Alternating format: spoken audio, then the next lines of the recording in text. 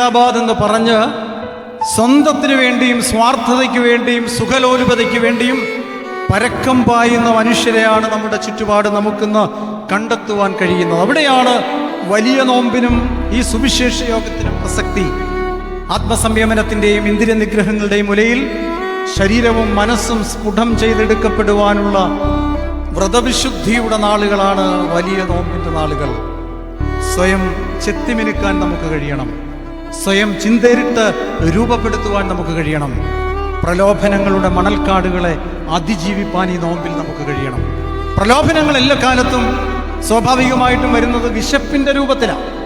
വിശപ്പിൻ്റെ രൂപത്തിൽ വരുന്ന പ്രലോഭകൻ മനുഷ്യനെ കീഴ്പ്പെടുത്തുകയാണ്. അതുകൊണ്ട് പ്രലോഭനങ്ങളുടെ മണൽക്കാടുകളെ അതിജീവിപ്പാൻ ഈ നോമ്പിൽ എനിക്ക് സാധ്യമാകണം, നമുക്ക് ഓരോരുത്തർക്കും കഴിയണം. എങ്ങനെയാ പ്രലോഭകൻ വിശപ്പിൻ്റെ രൂപത്തിൽ വരുന്നത്? ഉൽപ്പത്തി പുസ്തകം പഠിക്കുമ്പോൾ അതിൻ്റെ 3-ാമത്തെ അധ്യായത്തിൻ്റെ 3 മുതൽ 6 വരെയുള്ള വേദഭാഗം വായിക്കുമ്പോൾ നമുക്ക് കാണാം, യഹോവയായ ദൈവം മനുഷ്യനോട് പറഞ്ഞു, ഈ തോട്ടത്തിൻ്റെ നടുവിൽ നിൽക്കുന്ന വൃക്ഷത്തിൻ്റെ ഫലം നീ പറിച്ച് തിന്നരുത്, തിന്നുന്ന നാളിൽ നീ മരിക്കും. ദൈവത്തിൻ്റെ കൽപ്പനയാണ്. എന്നാൽ പിശാച് വന്ന പ്രലോഭകൻ വന്ന് കൗശലപൂർവ്വം ഈ മനുഷ്യനെ കബളിപ്പിക്കുകയാണ്. ഇത് തിന്നരുതെന്ന് വാസ്തവമായി ദൈവം നിന്നോട് കൽപ്പിച്ചിട്ടുണ്ടോ? പിശാച് ചോദിക്കുന്ന, പ്രലോഭകൻ ചോദിക്കുന്ന ചോദ്യമാണ്. ആ ചോദ്യത്തിൻ്റെ മുൻപിൽ മനുഷ്യൻ കീഴടങ്ങുകയാണ്. അത് കാണാൻ ഭംഗിയുള്ളതായിരുന്നു, അത് തിന്നാൻ രുചിയുള്ളതായിരുന്നു, അത് ജ്ഞാനം പ്രാപിപ്പാൻ കാമ്യമായിട്ടുള്ളതെന്ന് അവർ കണ്ടു. അത് തിന്നു, അത് പറിച്ചു. അതിൻ്റെ അനുഭവത്തിലേക്ക്, പാപത്തിൻ്റെ അനുഭവത്തിലേക്ക് അവർ മാറ്റപ്പെട്ടു. ഉൽപ്പത്തി പുസ്തകത്തിൽ തന്നെ വീണ്ടും 25-ാം അധ്യായത്തിൻ്റെ 32-ാമത്തെ വാക്യം പഠിക്കുമ്പോൾ അവിടെ മറ്റൊരാളെ കാണാൻ കഴിയും. അറിയാം, തൻ്റെ ജ്യേഷ്ഠാവകാശം യാക്കോബിന് വിറ്റു. എന്താ കാര്യം? ഒരു നേരത്തെ വിശപ്പടക്കാൻ. എന്താ അവിടെ യേശു പറഞ്ഞത്? വിശന്ന് ചാകാറായ എനിക്ക് എന്തിനാണ് ഈ ജ്യേഷ്ഠാവകാശം? വിശപ്പ് മാറാൻ വേണ്ടി പ്രലോഭനത്തിന് അടിമപ്പെട്ട് തനിക്ക് ദൈവം ദാനമായി നൽകിയ കടിഞ്ഞൂൽ അവകാശത്തെ വിറ്റുതുലച്ച ഏശാവിനെ നമുക്ക് കാണാൻ കഴിയും. ശരീരത്തിൻ്റെ വിശപ്പിനെ ശമിപ്പിക്കാൻ ഇവർക്ക് കഴിയാതെ പോയി എന്നുള്ളതാണ് പരാജയം. ശരീരത്തിൻ്റെ വിശപ്പിനോട് സമരം ചെയ്ത് ആത്മാവിൻ്റെ വിശപ്പിനെ ശമിപ്പിക്കുവാൻ ഈ വലിയ നോമ്പിൽ നമുക്ക് സാധ്യമാകണം. ത്രിയേക ദൈവ തിരുനാമത്തിന് മഹത്വം ഉണ്ടായിരിക്കട്ടെ. ഇടവകയുടെ ഈ യോഗത്തിൻ്റെ അധ്യക്ഷ പദവി അലങ്കരിക്കുന്ന ബഹുമാനപ്പെട്ട കോശി ബാബു അച്ഛൻ, ഇടവകയുടെ ട്രസ്റ്റി, സെക്രട്ടറി, ചാരിറ്റബിൾ സൊസൈറ്റിയുടെ സെക്രട്ടറി, സൺഡേ സ്കൂൾ മർത്തമറിയം യുവജന പ്രസ്ഥാനത്തിൻ്റെ ഭാരവാഹികൾ, ബഹുമാനപ്പെട്ട ശമ്മാശൻ, സ്നേഹം നിറഞ്ഞ മാതാപിതാക്കളെ, സഹോദരി സഹോദരങ്ങളെ, മാന്തൽ സെൻറ് തോമസ് യാക്കോബായ സുറിയാനി പള്ളി, യാക്കോബായ സുറിയാനി സഭയുടെ അഭിമാനവും അലങ്കാരവും അനുഗ്രഹവുമാണ്. സഭയുടെ പ്രതിസന്ധി ഘട്ടങ്ങളിൽ, വിശ്വാസ പോരാട്ടങ്ങളിൽ ഈ ദേവാലയം നടത്തിയിട്ടുള്ള സമര പോരാട്ടങ്ങളും വിശ്വാസ പ്രഖ്യാപനങ്ങളും പരിശുദ്ധ സഭയോടുള്ള വലിയ പ്രതിബദ്ധതയും പ്രബുദ്ധതയും ഒരു കാലത്തും മറക്കുവാൻ കഴിയുന്നതല്ല. ഇവിടെ ഇന്ന് സുവിശേഷ പ്രസംഗത്തിന് എന്നെ ക്ഷണിച്ചു. അതനുസരിച്ച് 6:45 സുവിശേഷ പ്രസംഗമുണ്ട്, 8:15 തീരണമെന്ന് പറഞ്ഞു.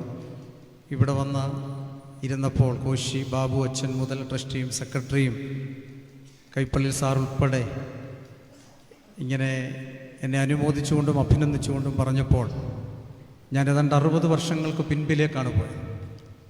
ഞാൻ ജനിക്കുന്നതിനും 6 വർഷങ്ങൾക്ക് മുൻപ് മാന്തൽ സെൻറ് തോമസ് യാക്കോബായ സുറിയാനി പള്ളി ഇടവകാംഗമായ സഭയുടെ വിശ്വാസ പോരാട്ടങ്ങളിൽ ഭാഗ്യസ്മരണാർഹനായ മിഖായിൽ മോർ ദിവനാസ്യൂസ് തിരുമേനിയുടെ വാത്സല്യവാനായിരുന്ന, അദ്ദേഹത്തോടൊപ്പം സ്നേഹവാത്സല്യങ്ങൾ ഭുജിച്ച് സുറിയാനി സഭയുടെ വിശ്വാസവും പാരമ്പര്യവും പൈതൃകവും ഏറ്റുപറഞ്ഞ് സത്യവിശ്വാസത്തിൽ ജനങ്ങളെ പ്രബോധനം നടത്തി നേതൃത്വം നൽകിയ വന്യ മനയ്ക്കമണ്ണിൽ അച്ഛനെ ഈ സമയത്ത് ഞാൻ ഓർക്കുകയാണ്.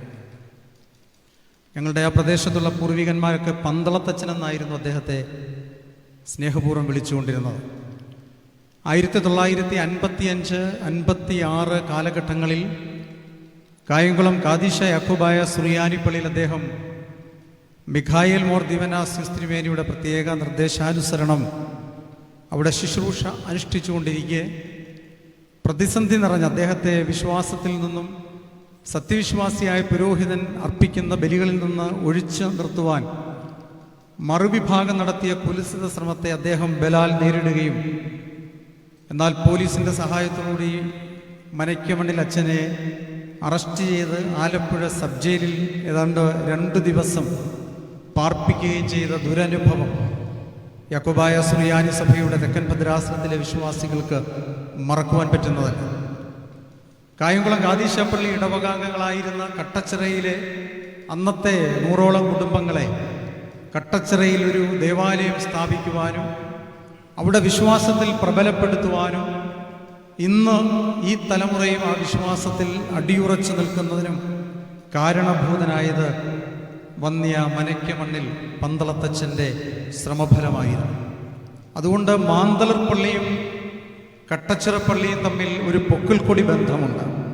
വിശ്വാസ കാര്യാദികളിൽ സത്യവിശ്വാസ പോരാട്ടത്തിൽ ഞങ്ങൾക്ക് പന്തളത്തച്ഛനിൽ നിന്നാണ് ഈ വിശ്വാസ പൈതൃകം ലഭിച്ചത്. അത് അനസ്യൂതം ഇന്നയോളം തുടരുന്നു എന്നതിൽ അഭിമാനിക്കുകയാണ്. തുടർന്ന് ഇങ്ങോട്ട് വരുമ്പോൾ മാന്തള സെന്റ് തോമസ് പള്ളി ഇടവകയിൽ ബഹുമാനപ്പെട്ട തോമസ് തറയിൽ കോറപ്പിസ്കോപ്പ, ദിവംഗതനായ തറയിൽ തോമസ് അച്ഛനെ ഈ സമയത്ത് ഞാൻ ഓർക്കുകയാണ്. അദ്ദേഹവും കായംകുളവുമായി വലിയ ബന്ധമാണ്. കായംകുളത്തിൻ്റെ പൈതൃകവും പേറി മാന്തള ഇടവകാംഗം എന്ന നിലയിൽ വിശ്വാസ പോരാട്ടങ്ങളിൽ കാട്ടിത്തന്ന മാതൃകയും ഉപദേശവും ഞങ്ങളെ സംബന്ധിച്ചിടത്തോളം സമര പോരാട്ടങ്ങളിലും വിശ്വാസ കാര്യാദികളിലും വലിയ ശക്തിയും പ്രചോദനവുമായിരുന്നു. പിന്നീട് തുടർന്ന് മാന്തള ഇടവകയെക്കുറിച്ച് പറയുമ്പോൾ 995 ഞാൻ വൈദിക സെമിനാരി പഠനം പൂർത്തീകരിച്ച് പുണ്യശ്ലോകനായ കൂറിലോസ് തിരുമേനിയിൽ നിന്ന് ഷെമ്മാശപ്പട്ടമേറ്റ് പെരുമ്പള്ളി തിരുമേനി എനിക്ക് പട്ടം തരുമ്പോൾ ഈ ഇടവകാംഗമായി ജെയിംസ് ജോർജ് അച്ഛനായിരുന്നു കട്ടച്ചിറപ്പള്ളിയിലെ വികാരി. അദ്ദേഹം ഇരിക്കുന്ന സമയത്താണ് ഞാൻ പട്ടമേറ്റതും പുത്തൻ കുർബാന അർപ്പിച്ചത്. അതും മാന്തളരുമായിട്ടുള്ള എൻ്റെ ബന്ധത്തെ ആഴത്തിൽ സ്പർശിക്കുന്നതാണ്. പിന്നീട് ഈ തലമുറയിലേക്ക് വരുമ്പോൾ ജോസാർ സൂചിപ്പിച്ചതുപോലെ ഈ ഇടവകാംഗം കൂടിയായ ബഹുമാനപ്പെട്ട ജോർജ് പെരുമ്പട്ടേത്തച്ഛൻ, അദ്ദേഹം ഒരു സന്തത സഹചാരിയായി സത്യവിശ്വാസത്തിൻ്റെ മാന്തളർ മണ്ണിൽ നിന്ന് വന്നതിൻ്റെ വീര്യവും ആവേശവും ഉൾക്കൊണ്ടുകൊണ്ട് യുവത്വത്തിൻ്റെ പ്രതീകമായി കട്ടച്ചിറയിൽ മാത്രമല്ല മലങ്കര സഭയിലെല്ലാം പ്രതിസന്ധികളിൻ്റെ മധ്യത്തിൽ ഓടി വരുമ്പോൾ മാന്തളർ പള്ളിക്ക് വീണ്ടും അഭിമാനിക്കാം. അങ്ങനെ ഒരു വലിയ ബന്ധം വിശ്വാസപരമായ കാര്യാദികളിൽ മാന്തളർ സെന്റ് തോമസ് പള്ളിയുമായിട്ടുണ്ട്. ഈ ഇടവക അനുഭവിച്ച വേദനയുടെ സന്ദർഭങ്ങൾ, പ്രതികൂലത്തിൻ്റെ നാളുകൾ, പ്രതിസന്ധിയുടെ ഘട്ടങ്ങളിലൊക്കെ ഒരേ മനസ്സോടെ തോളോട് തോൾ ചേർന്ന നേതൃത്വത്തോടൊപ്പം ഈ ഇടവക ഒറ്റക്കെട്ടായി നിന്നു. കഷ്ടതയുടെയും കണ്ണുനീരിൻ്റെയും നടുവിൽ ദൈവം വലിയ അത്ഭുതം പ്രവർത്തിച്ചു. ഇന്ന് മാന്തളർ പള്ളി ഒരു പുത്തൻ യുഗത്തിലേക്ക് കടന്നു വന്നു. വിശ്വാസ പോരാട്ടങ്ങളിൽ ഉയർന്നു നിന്ന ഈ ഇടവക ആധ്യാത്മിക രംഗത്ത്, സാമൂഹിക രംഗത്ത്, കൗദാശികപരമായ കാര്യങ്ങളിലൊക്കെ ഈ ദേവാലയം സഭയ്ക്ക് നൽകുന്ന സേവനങ്ങൾ, സംഭാവനകൾ നിസ്വാർത്ഥമാണ്. ഇന്നേ ദിവസം സഭയിലെ ഒരു ശുശ്രൂഷകൻ എന്ന നിലയിൽ എനിക്ക് ഈ ഇടവക നൽകിയ വലിയ സ്നേഹം, ഈ വലിയ ആദരവ് ദൈവസന്നിധിയിൽ നന്ദിയോടെ ഞാൻ ഓർക്കുകയും പ്രാർത്ഥിക്കുകയുമാണ്. ഇവിടെ ഓരോരുത്തരും സൂചിപ്പിച്ചതുപോലെ കണിയാമ്പറമ്പിൽ വന്യ കുര്യൻ കോറപ്പിസ്കോപ്പ ഉപവിഷ്ടനായിരുന്ന ആ സ്ഥലത്ത്, ആ സ്ഥാനത്ത് യാക്കോബായ സുറിയാനി സഭയിൽ 1118 വൈദികരുണ്ട്. അവരെല്ലാം പ്രഗത്ഭന്മാരും പ്രശസ്തന്മാരും പണ്ഡിതന്മാരുമാണ്. അത്തരത്തിൽ വലിയൊരു സമൂഹത്തിൻ്റെ നടുവിൽ നിന്നാണ് ഈ തെക്കൻ പ്രദേശത്ത് നിന്ന് ബലഹീനനായ എന്നെ സുറിയാനി സഭയുടെ അസോസിയേഷൻ തെരഞ്ഞെടുപ്പിലൂടെ ഈ സ്ഥാനത്തേക്ക് കൊണ്ടുവന്നത്. അത് നമ്മുടെ ആരുടെയും ഇടുക്കോ സാമർഥ്യമോ കഴിവോ അല്ല, മറിച്ച് ദൈവത്തിൻ്റെ പദ്ധതിയാണ്. അത് ദൈവത്തിൻ്റെ തിരഞ്ഞെടുപ്പാണ്. അത് ദൈവഹിതമെന്ന് തിരിച്ചറിഞ്ഞ് ഏറെ വിനയപ്പെടുവാനും പ്രാർത്ഥനയോട് ഒരുമിച്ച് ഈ സഭയെ ശക്തിപ്പെടുത്തുവാൻ മലങ്കര മെത്രാപ്പൊലീത്തയോടൊപ്പം സഭാ ട്രസ്റ്റിയും സഭാ സെക്രട്ടറിയോടൊപ്പം സഭയുടെ മാനേജിംഗ് കമ്മിറ്റി അംഗങ്ങൾ, പ്രത്യേകിച്ച് ഈ ഇടവകയിൽ നിന്നും പ്രിയപ്പെട്ട റോയ് ചാങ് സഭയുടെ മാനേജിംഗ് കമ്മിറ്റി അംഗമായി പ്രവർത്തിക്കുമ്പോഴും ഒരേ മനസ്സോടെ എല്ലാവർക്കും ചേർന്ന് ഈ സഭയെ കരുത്തുറ്റതാക്കാൻ ഒരുമിച്ച് പ്രവർത്തിക്കുവാനുള്ളൊരു സന്ദർഭമായി ഇതിനെ ഞാൻ കാണുകയാണ്. ബഹുമാനപ്പെട്ട സുപ്രീം കോടതിയിൽ കഴിഞ്ഞ ആഴ്ച കേസുകളുണ്ടായിരുന്നു. എല്ലാം നഷ്ടപ്പെട്ടു എന്ന് പറഞ്ഞിടത്ത് സുപ്രീം കോടതി നമ്മുടെ കേസുകൾ റീഓപ്പൺ ചെയ്തിരിക്കുന്നു. 3 പള്ളികളിന്മേലുള്ള കേസ് മുഴുവൻ പള്ളികൾക്കും ബാധകമല്ല എന്നൊരു നിരീക്ഷണം കോടതി കണ്ടെത്തിയിരിക്കുന്നു. കേരള ഹൈക്കോടതിക്ക് പോലീസിനെ എങ്ങനെയാണ് പള്ളികളിൽ ഉപയോഗിക്കാൻ കഴിയുന്നത് എന്ന ചോദ്യം സുപ്രീം കോടതി ഉയർത്തിയിരിക്കുന്നു. കേരള ഗവൺമെൻറ്റിന് പള്ളികൾ എങ്ങനെയാണ് പിടിച്ചു കൊടുക്കാൻ സാധിക്കുന്നതെന്ന ചോദ്യം ബഹുമാനപ്പെട്ട സുപ്രീം കോടതി ഉയർത്തിയിരിക്കുന്നു. അങ്ങനെ 7 മാനദണ്ഡങ്ങൾ കേരള ഹൈക്കോടതിയിലേക്ക് സുപ്രീം കോടതി അയച്ചിട്ട് ഈ വരുന്ന മാർച്ച് മാസം 13-ാം തീയതി ഹൈക്കോടതി ഡിവിഷൻ ബെഞ്ച് മെറിറ്റിൽ ഈ കേസുകൾ മുഴുവൻ കേട്ട് തീരുമാനമെടുക്കണമെന്നും 6 പള്ളികൾ പിടിച്ചെടുക്കണമെന്ന ഹൈക്കോടതിയുടെ വിധി റദ്ദാക്കിക്കൊണ്ട് ബഹുമാനപ്പെട്ട കേരള ഗവൺമെൻറ്റിന് ചില നിർദ്ദേശങ്ങൾ സുപ്രീം കോടതി നൽകിക്കൊണ്ട് നിർണായകമായ ഒരു വിധി തീർപ്പുണ്ടായിരിക്കുകയാണ്. മാർച്ച് മാസം 13-ാം തീയതി ഹൈക്കോടതിയിൽ കേസുണ്ട്. മാർച്ച് മാസം 4-ാം തീയതി സുപ്രീം കോടതിയിൽ പുളിന്താനം പള്ളിയുടെ കേസുണ്ട്. മാർച്ച് മാസം 19-ാം തീയതി കേരളത്തിലെ 357 പള്ളികൾ ഓർത്തഡോക്സ് സഭയ്ക്ക് കൈമാറണമെന്ന് പറഞ്ഞ് ഓർത്തഡോക്സ് സഭ കൊടുത്ത കേസ് സുപ്രീം കോടതിയിലുണ്ട്. മാർച്ച് മാസം 24-ാം തീയതി സുപ്രീം കോടതിയുടെ ബെഞ്ചിൽ മഴുവന്നൂർ പള്ളിയുടെ SLP പുതിയൊരു അപ്പീൽ കേൾക്കുന്നുണ്ട്. ഇതൊക്കെ ഒരു മാറ്റത്തിൻ്റെ പുതിയ പാത വെട്ടിത്തുറക്കുകയാണ്. നേരത്തെ നമ്മൾ ഏത് കേസുമായിട്ട് കോടതി ചെന്നാൽ അതെല്ലാം അരുൺ മിശ്രയുടെ വിധിക്ക് വിധേയമാണെന്നും അതെല്ലാം ജൂലൈ 3 കവേഡാണെന്ന് പറഞ്ഞ് തള്ളുന്ന ഒരു സാഹചര്യം മാറി. ദൈവത്തിൻ്റെ ആത്മാവ് ഈ സഭയിൽ പരിവർത്തിക്കുവാൻ തുടങ്ങി. ഈ കാലയളവിൽ ശ്രേഷ്ഠ കാതോലിക്ക ബാവ കാലം ചെയ്തിട്ട് ഇന്നേക്ക് 126 ദിവസം തികയുകയാണ്. ഈ കാലയളവിൽ ദുഃഖത്തിൻ്റെ അവസ്ഥയിലാണ് സഭയെങ്കിലും സഭയ്ക്കൊരു പുതിയ കാതോലിക്ക ബാവയെ പരിശുദ്ധ അമ്മയുടെ വചനിപ്പ് പെരുന്നാൾ ദിവസം ലെബനോനിൽ വെച്ച് വാഴിക്കാൻ പോകുന്നു. മാർച്ച് മാസം 30-ാം തീയതി പുത്തൻകുരിശ് പാത്രിക സെൻറ്ററിൽ വെച്ച് പുതിയ കാതോലിക്ക ബാവായുടെ സ്ഥാനാരോഹണ ശുശ്രൂഷയും അനുമോദന സമ്മേളനവും നടക്കുന്നു. ഇതിൽ വിരളിമുണ്ട ഓർത്തഡോക്സ് വിഭാഗം കാതോലിക്ക വാഴ്ച തടയണമെന്നാവശ്യപ്പെട്ടുകൊണ്ട് കേസുകളുമായിട്ട് പോകുന്നു. ഈ വലിയ പ്രതികൂലതയുടെ നടുവിലൂടെയാണ് സഭ കടന്നു പോകുന്നത്. നിങ്ങളുടെ ഈ കൂടിവരവും കൂട്ടായ്മയും ഈ സ്നേഹാദരവുകളുമൊക്കെ സഭയ്ക്ക് സമർപ്പിച്ചുകൊണ്ട് സഭയുടെ യശസ് ഉയരുവാൻ, സഭയുടെ കൊമ്പുകൾ ഉയരുവാൻ, സഭ മഹത്വപ്പെടുവാൻ, സഭയുടെ കഷ്ടതയും പ്രതിസന്ധിയും മാറ്റപ്പെടുവാൻ, പള്ളികൾ നഷ്ടപ്പെട്ട 10,000-കണക്കിന് വിശ്വാസികളുടെ കണ്ണുനീർ തുടയ്ക്കുവാൻ, നഷ്ടപ്പെട്ട ദൈവാലയങ്ങൾ നമുക്ക് തിരികെ ലഭിക്കുവാൻ, നഷ്ടപ്പെട്ട മാന്തളൂർ സെൻറ് തോമസ് സുറിയാനി പള്ളിയുടെ ബലിപീഠം ഉൾപ്പെടെ നമ്മുടെ നഷ്ടപ്പെട്ട ബലിപീഠങ്ങളിലെല്ലാം യാക്കോബായ സഭയിലെ വൈദികർ ബലിയർപ്പിക്കുവാൻ, പ്രാർത്ഥിക്കുവാൻ 2025 കാലഘട്ടം ദൈവം ഇടയാക്കട്ടെ എന്ന് പ്രാർത്ഥിക്കുന്നു. വലിയ നോമ്പ് ആരംഭിക്കുന്നതിന് മുൻപുള്ള ഈ അനുഗ്രഹീത സുദിനങ്ങളിൽ ഈ ദേവാലയവും ബഹുമാനപ്പെട്ട അച്ഛൻ്റെ നേതൃത്വത്തിൽ ഇടവകയുടെ ഭാരവാഹികൾ, മാനേജിംഗ് കമ്മിറ്റി അംഗം ഉൾപ്പെടെ ആധ്യാത്മിക സംഘടനാ പ്രവർത്തകർ നിങ്ങൾ നൽകിയ സ്നേഹത്തിന്, ആദരവിന്, ഈ ഉപഹാരങ്ങൾക്ക്, പ്രാർത്ഥനകൾക്ക്, ചേർത്തുനിൽപ്പിന് ഹൃദയത്തിൻ്റെ ഭാഷയിൽ നന്ദി അർപ്പിക്കുന്നു. തുടർന്നും സഭയ്ക്ക് വേണ്ടിയും ഞങ്ങൾക്കെല്ലാവർക്കും വേണ്ടി പ്രാർത്ഥിക്കണമെന്ന് അപേക്ഷിച്ചുകൊണ്ട് വാക്കുകളെ നിർത്തുന്നു. ദൈവം നമ്മെ അനുഗ്രഹിക്കട്ടെ.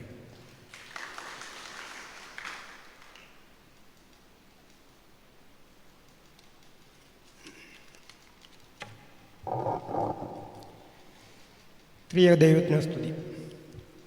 എന്നിൽ പരിമേൽപ്പിച്ചിരിക്കുന്ന കാര്യം ഇവർക്ക് കൃതജ്ഞത അറിയിക്കുക എന്നുള്ളതാണ് നിങ്ങൾക്കെല്ലാവർക്കും. ആദ്യമേ തന്നെ നമ്മുടെ അധ്യക്ഷൻ, നമ്മുടെ അസിസ്റ്റൻ്റ് വികാരി കോശിബാബു അച്ഛന് ഈ ഇടവകയുടെ പേരിലും ഞങ്ങളുടെ മാനേജിംഗ് കമ്മിറ്റിയുടെ പേരിലും കൃതജ്ഞത അർപ്പിച്ചു കൊടുക്കുന്നു. രണ്ടാമത് നമ്മുടെ കട്ടച്ചിറ റോയി അച്ഛന്, ഇവരെല്ലാവരും പറഞ്ഞു അച്ഛൻ ഇവിടെ വന്ന് ഒരുപാട് കാര്യങ്ങളൊക്കെ ചെയ്തുകൊണ്ട് അതെല്ലാം വളരെ സത്യമായ കാര്യമാണ്. അച്ഛൻ മാത്രമല്ല ആ ഇടവകയിലുള്ള ആൾക്കാരെ കൂട്ടിക്കൊണ്ടുവന്ന് രാത്രിയും പകലും ഇവിടെ ഇരുന്നിട്ടുണ്ട്. ഇതെല്ലാം അനുഭവിച്ചറിയാൻ ഇവിടെ ഉണ്ടായിരുന്നൊരു വ്യക്തിയാണ് ഞാൻ. പക്ഷേ നിങ്ങളാരും അറിയാത്ത വേറൊരു കാര്യം കൊണ്ടുവേണ്ടി അച്ഛനെ വരും. തൃക്കുന്നത്ത് സെമിനാരിയിൽ ഒരു വലിയ പ്രശ്നം നടക്കുക. അച്ഛൻ ഇവിടുന്ന് പോയി, അച്ഛനും നമ്മുടെ വേറെ കുറേ ആൾക്കാരെല്ലാം പോയി. മണ്ണക്കരോടച്ഛൻ്റെ സമയമാണ്. മണ്ണക്കരോടച്ഛന് ഞങ്ങളെല്ലാം കൊണ്ടിരിക്കുന്ന സമയത്ത് മണ്ണക്കച്ചോടം പറഞ്ഞു, നമ്മുടെ കട്ടച്ചിറ റോയച്ചന് ശരിക്ക് അടി കിട്ടിയിട്ടുണ്ട്, നമുക്കവിടെ ഇരുന്ന് പോകണം. അപ്പം ഞാനുണ്ട്, ഇരുവല്ലെ ബേവിച്ചാനുണ്ട്, നമ്മുടെ മുൻ സെക്രട്ടറി AC ജോർച്ചാനുണ്ട്, പിന്നെ ഞങ്ങളെല്ലാം കൂടെ റോയച്ചൻ്റെ വീട്ടിൽ ചെന്നു. റോയച്ചൻ്റെ ഉടുപ്പ് ഇട്ടുകൊണ്ട് ബെഡ്റൂമിൽ ഇരിക്കുക. അപ്പോൾ കൊച്ചമ്മ ഇതൊന്നും അറിയുന്നില്ല, അച്ഛനെ അടി കിട്ടിയ കാര്യങ്ങളൊന്നും. അപ്പം മണ്ടക്കടച്ചൻ പറഞ്ഞു നമുക്കൊന്ന് അച്ഛനെ അകത്ത് കയറി കാണാമെന്ന് പറഞ്ഞു. ഞങ്ങളകത്ത് കയറി ഉടുപ്പൊക്കെ ഒന്ന് ഊരി കാണിക്കാൻ പറയുന്നത് അച്ഛൻ്റെ മടി. കാരണം കൊച്ചമ്മയോട് പറഞ്ഞിട്ടില്ലേ അടി കിട്ടിയ വിവരം. കിട്ടിയപ്പോൾ ചാട്ടവാറിന് അടി ഏൽക്കുന്ന മാതിരി അച്ഛൻ്റെ പുറത്ത് നെടുകയും കുറേ അടിയപ്പാടി കിടക്കുക. മണ്ണക്കട അച്ഛൻ അവിടെ നിന്ന് ഇവിടെ കണ്ണുനീര് ഒഴിച്ചു. ഞങ്ങളെല്ലാം വളരെ വിഷമത്തോടാണ് അവിടെ നിന്ന് ഇറങ്ങിപ്പോയിരുന്നത്. ആ ഒരു ചരിത്രം കൂടെ റോയിച്ചനുണ്ട്. അത് ഇവിടെ എല്ലാവർക്കും അറിയില്ല, പക്ഷേ ഞങ്ങൾക്ക് നേരിട്ട് കണ്ടതിൻ്റെ പേരിൽ എനിക്കറിയാം. അത് ഒന്ന് സൂചിപ്പിച്ചെന്നേ ഉള്ളൂ. എന്ന് പറഞ്ഞാൽ സഭയ്ക്ക് വേണ്ടി ഇത്ര ധീരമായി കഷ്ടപ്പെട്ട, ഈ സഭയെ ഇതുപോലെ നയിച്ച തെക്കൻ ഭദ്രാസനത്തിൽ നല്ല മലങ്കര സഭയിലൊരു അച്ഛനുണ്ടോ എന്നുള്ളത് വളരെ സംശയമാണ്. കാരണം വീടല്ല അദ്ദേഹത്തിന് വലുത്. അദ്ദേഹത്തിൻ്റെ എല്ലാം വീടെന്ന് പറയുന്നത് ദേവാലയമായിരുന്നു, ആ ഇടവകയായിരുന്നു, സത്യവിശ്വാസമായിരുന്നു. അതിനുവേണ്ടിയാണ് ഈ അച്ഛൻ ഇത്രയും പോരാടിയത്. അച്ഛന് ഈ അടിയും വേദനയൊന്നും കൊണ്ടുപോകേണ്ട കാര്യമൊന്നുമില്ല. അച്ഛന് കട്ടച്ചിറപ്പള്ളിയുടെ വികാരിയായിട്ടിരുന്ന് കഴിഞ്ഞാൽ അച്ഛന് അവിടെ ശമ്പളം കിട്ടും, എല്ലാം കിട്ടും. പക്ഷേ ഈ അച്ഛൻ്റെ ആ തീക്ഷ്ണമായ ആ പ്രവർത്തനമാണ് ഇന്ന് കട്ടച്ചിറ എന്ന് പറഞ്ഞാൽ ഇന്ന് എവിടെ ചെന്നാലും വടക്കം ഭദ്രാസനങ്ങളിലും കേരളം മുഴുവനും കട്ടച്ചിറ പള്ളി എന്ന് പറഞ്ഞാൽ ഒരു വലിയ പള്ളിയെത്തും. മണർകാട് പള്ളിയൊന്നും അല്ല വലുത്, കട്ടച്ചിറപ്പള്ളിയാണ്. ഏത് യോഗത്തിൽ ചെന്നാലും കട്ടച്ചിറപ്പള്ളിയുടെ പേര് പറയാത്ത ഒരു ഇതില്ല. അത് ഒന്ന് ഓർമ്മിപ്പിച്ചതേ ഉള്ളൂ. അതിൻ്റെ പേരിൽ ഞാൻ ഈ അച്ഛനോട് എങ്ങനെയാണ് നന്ദി അറിയിക്കേണ്ടത്, എങ്ങനെയാണ് ഈ ഇടയ്ക്ക് വേണ്ടി കഷ്ടപ്പെട്ടതൊക്കെ ഓർക്കുമ്പോൾ നന്ദി എങ്ങനെ പറയണമെന്ന് എനിക്കറിയില്ല. എങ്കിലും പറഞ്ഞാൽ പറ്റുമല്ലോ, അതുകൊണ്ട് വരി നന്ദി അറിയിച്ചുകൊള്ളുന്നു ഇതിൽ വന്ന് ഞങ്ങളെ സഹകരിച്ചതിന്. രണ്ടാമത് ബഹുമാനപ്പെട്ട ജോസ് ഡി കൈപ്പള്ളി സാറ്, പിന്നെ റോയ് മോൻ കടവിൽ, ഇവരൊക്കെ വന്ന് കൃതജ്ഞത അർപ്പിച്ചതിൽ വളരെ സന്തോഷം. പിന്നെ ഞങ്ങളുടെ ചെമ്മാശന് എല്ലാ കാര്യങ്ങൾക്കും ഞങ്ങളുടെ കൂടെ ഓടി നടന്ന് ഇതിനകത്തെല്ലാം വരുന്നുണ്ട്. ക്രിസ്മസ് കരോളിനായാലും എന്ത് കാര്യത്തിനും വിളിച്ചാലും വിളിച്ചില്ലേ ഓടി വന്ന് സഹകരിക്കുന്നുണ്ട്. അച്ഛനോടും പിന്നെ ഈ കൂടി വന്ന എല്ലാവരോടുമുള്ള നന്ദി ഈ സമയത്ത് അറിയിച്ചുകൊണ്ട് എൻ്റെ വാക്കുകൾ പ്രസംഗിക്കുന്നു. പ്രിയമുള്ളവരെ, നമ്മുടെ ഈ പ്രോഗ്രാം ഇവിടെ അവസാനിപ്പിക്കുകയാണ്. ഇതിനകത്ത് പ്രിയപ്പെട്ട ഷമ്മാസിനും അതോടൊപ്പം തന്നെ പ്രിയപ്പെട്ട ജോയിൻറ്റ് സെക്രട്ടറി മാത്രമേ ഉള്ളൂ ആശംസകൾ പറയാഞ്ഞത്. അവരോട് പറഞ്ഞതാണ്, ഒരു ആശംസ പറയാൻ വേണ്ടി പറഞ്ഞതാണ്. പക്ഷെങ്കിൽ സമയം ദീർഘമാകുന്നു, അതുകൊണ്ട് വേണ്ട എന്ന് പറഞ്ഞ് രണ്ടുപേരും ഒഴിവായി. അപ്പോൾ അതുകൊണ്ട് ഈ പ്രോഗ്രാം ഇവിടെ വൈൻഡപ്പ് ചെയ്യുന്നു. ഇപ്പോൾ നമ്മുടെ ഇടവകയുടെ നിറസാന്നിധ്യമായി നിൽക്കുന്ന ഇടവകയുടെ ഗായക സംഘം ഇപ്പോൾ ഒരു ഗാനം ആലപിക്കും. അതിനുശേഷം സങ്കീർത്തനം പ്രിയപ്പെട്ട ശമാസൻ വായിക്കും. അതിനുശേഷം ബഹുമാനപ്പെട്ട റോയിച്ചൻ്റെ ഇന്നത്തെ ഈ കൺവെൻഷനിലേക്ക് പ്രവേശിക്കുകയാണ്. അതുകൊണ്ട് പാട്ട് പാടി ധ്യാനത്തോടുകൂടി ദൈവത്തെ നമുക്ക് മഹത്വപ്പെടുത്തുവാൻ ഈ നിമിഷങ്ങൾ ഒരുങ്ങാൻ. പ്രിയപ്പെട്ട അച്ഛനെ ഓർത്ത് പ്രത്യേകം നിങ്ങൾ പ്രാർത്ഥിക്കണം. ദൈവത്തിൻ്റെ മാറ്റമില്ലാത്ത വചനങ്ങളെ പ്രഘോഷിക്കുവാൻ തക്കവണ്ണം സ്വർഗത്തിലെ ദൈവം പ്രിയ അച്ഛനെ അഭിഷേകം ചെയ്യുന്നതിനായി എല്ലാവരും പ്രാർത്ഥിക്കണമേ എന്ന് വിനയപൂർവ്വം ഓർമ്മപ്പെടുത്തുന്നു. നിർത്തുന്നു.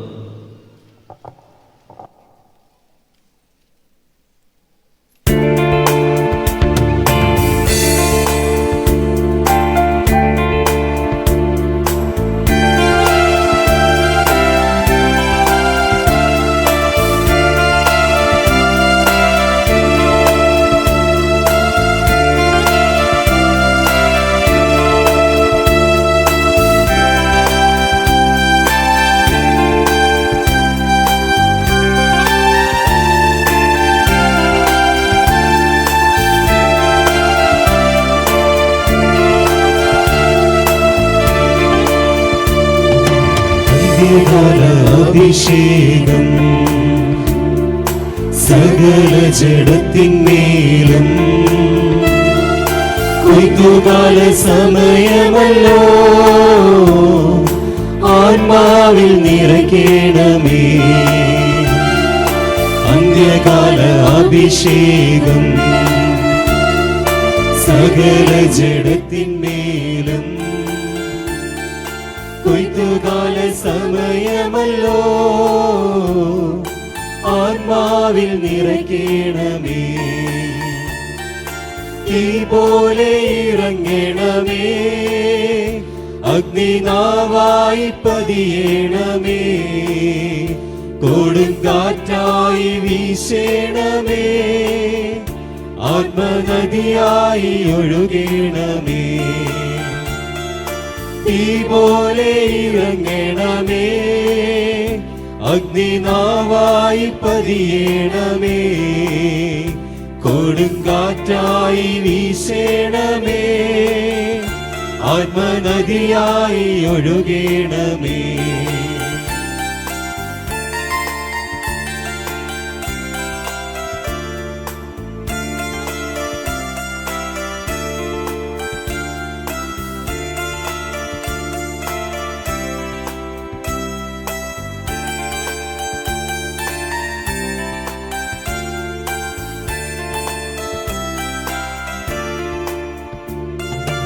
അസ്ഥിയുടെ താഴ്വരയിൽ ഒരു സൈന്യത്തെ ഞാൻ കാണുന്നു.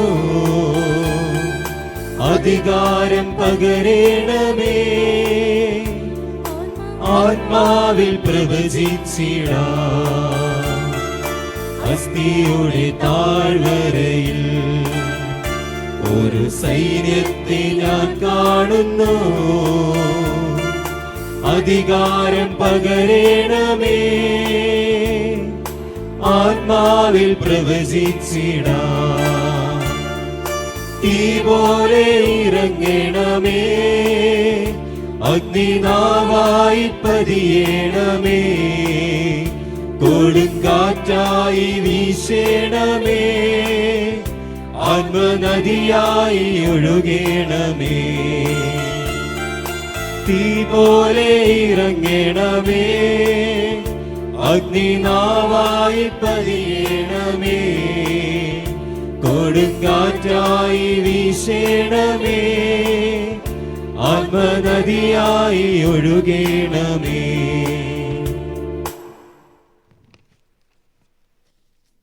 ഇരുപത്തിയേഴാം സങ്കീർത്തനം.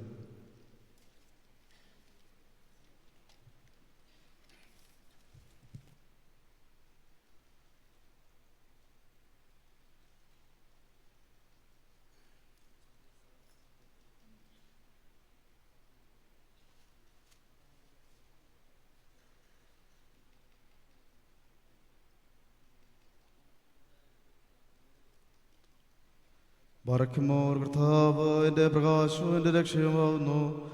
ഞാൻ ആരെ ഭയപ്പെടും? കർത്താവ് എൻ്റെ ജീവൻ്റെ ബലമാവുന്നു. ആരെന്നെ ഭയപ്പെടുത്തും? എൻ്റെ ശത്രുക്കളും എന്നെ വെറുക്കുന്നവരുമായ ദുഷ്ടന്മാർ എൻ്റെ മാംസം ഭക്ഷിപ്പാനെങ്കിലേക്ക് അടുത്തപ്പോൾ അവർ ഒരുമിച്ച് മറിഞ്ഞു വീണുപോയി. ഒരു സൈന്യം എനിക്ക് വിരോധമായി പാളയമടിച്ചാലും എൻ്റെ ഹൃദയം ഭയപ്പെടുകയില്ല. എൻ്റെ നേരെ യുദ്ധമുണ്ടായാലും ഞാൻ ധൈര്യമായിരിക്കും. ഞാൻ കർത്താവിനോടൊരു കാര്യം യാചിച്ചു, ഞാൻ അന്വേഷിക്കുന്നതും അത് തന്നെയാവുന്നു. എൻ്റെ ആയുഷ്കാലമെല്ലാം ഞാൻ കർത്താവിൻ്റെ ഭവനത്തിൽ വസിച്ച് കർത്താവിൻ്റെ സൗന്ദര്യത്തെ കണ്ട് തൻ്റെ ആലകാര്യം ക്രമീകരിക്കണമെന്നുള്ളതാവുന്നു. എന്തെന്നാൽ അനർത്ഥനാളിൽ തൻ്റെ പാർശ്വത്തിൽ താൻ എന്നെ ഒളിപ്പിച്ച് തൻ്റെ കൂടാരത്തിൻ്റെ നിഴലിൽ എന്നെ മറയ്ക്കും. പാറമേലിനെ ഉയർത്തുകയും ചെയ്യും. ഇനിമേലെന്നെ ചുറ്റിയിരിക്കുന്ന എൻ്റെ ശത്രുക്കളുടെ നേരെ എൻ്റെ ശിരസ് ഉയർത്തപ്പെടും. തൻ്റെ കൂടാരത്തിൽ ഞാൻ മഹത്വബലികൾ അർപ്പിച്ച് കർത്താവിനെ സ്തുതിച്ചു പാടും. കർത്താവെ, ഞാൻ നിന്നെ വിളിക്കുമ്പോൾ നീ എൻ്റെ ശബ്ദം കേട്ട് എന്നെ അനുഗ്രഹിച്ച് എന്നോട് കരുണ ചെയ്തെന്നെ ഉത്തരമല്ലണമേ. എൻ്റെ ഹൃദയം നിന്നെക്കുറിച്ച് സംസാരിക്കുകയും എൻ്റെ മുഖം തിരുമുഖത്തെ അന്വേഷിക്കുകയും ചെയ്യുന്നു. കർത്താവെ, തിരുമുഖം എന്നിൽ നിന്ന് തിരിച്ചു കളയരുത്. നിന്റെ ദാസനെ ക്രോധത്തോടെ ഞെരുക്കുകയും അരുതേ. കർത്താവെ, നീ എനിക്ക് സഹായിയായി തീരുകണമേ. എൻ്റെ ദൈവമേ, എൻ്റെ രക്ഷകനെ, നീ എന്നെ ത്യജിക്കുകയും ഉപേക്ഷിക്കുകയും അരുതേ. എന്തെന്നാൽ എൻ്റെ പിതാവും എൻ്റെ മാതാവും എന്നെ ഉപേക്ഷിച്ചിട്ടും കർത്താവ് എന്നെ സ്വീകരിച്ചു. കർത്താവെ, നിന്റെ വഴി എന്നെ പഠിപ്പിച്ച് നിന്റെ നേരായ പാതകൾ കൂടി എന്നെ നടത്തണമേ. എൻ്റെ ശത്രുക്കൾക്ക് എന്നെ നീ ഏൽപ്പിക്കരുത്. എന്തെന്നാൽ കള്ളസാക്ഷികൾ എനിക്ക് വിരോധമായി എഴുന്നേറ്റ് അസത്യം സംസാരിച്ചു. ജീവനുള്ളവരുടെ ദേശത്ത് കർത്താവിൻ്റെ നന്മകളെ കാണുമെന്ന് ഞാൻ വിശ്വസിച്ചു. നിങ്ങൾ കർത്താവിനെ ആശ്രയിപ്പീൻ. നിങ്ങളുടെ ഹൃദയം ശക്തിപ്പെടും. അതേ കർത്താവിൽ ആശ്രയിപ്പീൻ. ബാറക്കുമോ ദൈവമേ, സ്തുതിന് യോഗ്യമാകുന്നു. ബാറക്കുമോ.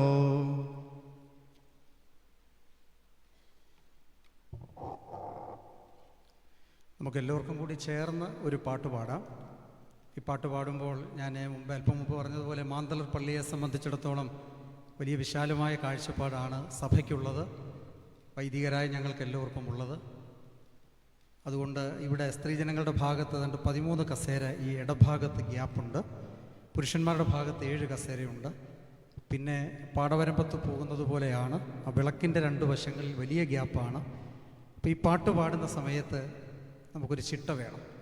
കർത്താവ് 5 അപ്പം കൊണ്ട് 5000 പേരെ പോഷിപ്പിക്കുന്നതിന് മുൻപ് ശിഷ്യന്മാരോട് പറഞ്ഞു, നിങ്ങളിവരെ പന്തി പന്തിയായി ഇരുത്തുവീൻ. വചനം കേൾക്കുന്നതിനും വചനമാകുന്ന അപ്പം തിന്നുന്നതിനും ഒരു ക്രമീകരണം ആവശ്യമാണ്. ഇന്ന് സുവിശേഷ യോഗത്തിൻ്റെ അവസാനത്തെ ദിവസമാണ്. ദൈവാത്മാവ് ഇന്ന് ഈ ദേവാലയത്തിൽ ഇറങ്ങി പരിവർത്തിക്കേണ്ടുന്ന ദിവസമാണ്. അതുകൊണ്ട് ഈ തുടർന്ന് വരുന്ന പാട്ട് പാടുമ്പോൾ ഈ കസേരകളിലേക്ക്, ഒഴിഞ്ഞ കസേരകളിലേക്ക് കയറിയിരിക്കുകയും ബാക്കിൽ താഴെ ഒരു 4-5 പേര് താഴെ ഇരിപ്പുണ്ട്, അവരും കൂടി കസേരയിലേക്ക് വന്ന് കയറിയിരിക്കുകയും ബാക്കിലിരിക്കുന്നവർ കുറച്ചും കൂടി മുമ്പോട്ട് കയറിയിരുന്നാൽ ഒരു ഭംഗിയായിരിക്കും. അതല്ലെങ്കിൽ ഈ പീഠം കുറച്ചും കൂടി ഞാൻ അങ്ങോട്ട് അടുപ്പിച്ചിട്ടാൽ കുറച്ചും കൂടി അതായിരിക്കും എളുപ്പമെന്നെനിക്ക് തോന്നുന്നു. നമുക്കെല്ലാവർക്കും കൂടി ചേർന്നൊരു പാട്ട് പാടാം. താതൻ വാഴും രാജ്യത്തിൽ പാർപ്പാനെനിക്കൊരു വീടുണ്ടോ, വീട്ടിൽ തങ്ങി വസിപ്പാനായി തനിയെനിക്കൊരു മുറിയുണ്ടോ. ഈ പാട്ട് കേട്ടിട്ടുണ്ടോ? നമുക്ക് ഒരുമിച്ച് അഭിഷേകത്തോടെ പാടുക. ഗായക സംഘം മനോഹരമായ ഗാനങ്ങളാണ് പാടിയത്. ഈ 3 ദിവസത്തെ കൺവെൻഷൻ എനിക്ക് മുമ്പുള്ള 2 ദിവസം പ്രഗത്ഭരായ പ്രഭാഷകരാണ് ഇവിടെ വചന ശുശ്രൂഷ നടത്തിയത്. അപ്പം നമുക്കിവിടെ വലിയ കാര്യങ്ങളൊന്നും പഠിച്ചു പോയില്ലെങ്കിലും 2 വരി പാട്ടെങ്കിലും സുറിയാനി സഭയുടെ ആരാധനയിൽ 2 വരി പാട്ട് പഠിച്ചിട്ട് പോയാൽ ഈ വർഷത്തെ കൺവെൻഷൻ വിജയമാണെന്ന് ഞാൻ പറയും. അതുകൊണ്ട് നമുക്ക് ഒരുമിച്ച് ഈ പാട്ട് ഒരിക്കൽ കൂടി പാടാം. അഭിഷേകത്തോടെ പാടണം, അനുഭവത്തോടെ പാടണം, അനുഗ്രഹത്തോടെ പാടണം. താതൻ വാഴും രാജ്യത്തിൽ പാർപ്പാനെനിക്കൊരു വീടുണ്ടോ, വീട്ടിൽ തങ്ങി വസിപ്പാനായി തനിയെനിക്കൊരു മുറിയുണ്ടോ. വീടിനുടയോൻ ചൊല്ലുന്നു, മകനെ നിനക്കൊരു വീടുണ്ട്, വീട്ടിൽ തങ്ങി പാർപ്പാനായി തനിയെ നിനക്കൊരു മുറിയുണ്ട്. നിത്യതയിൽ ഞാൻ എത്തിയിടുമോ, നിത്യമാതോർക്കണം എല്ലാരും, നിത്യതയിൽ എത്തിയിടാൻ ക്രിസ്തുവിനൊത്തു വസിക്കണം. ത്രിയേക ദൈവത്തിൻ്റെ നാമത്തിന് മഹത്വമുണ്ടായിരിക്കട്ടെ.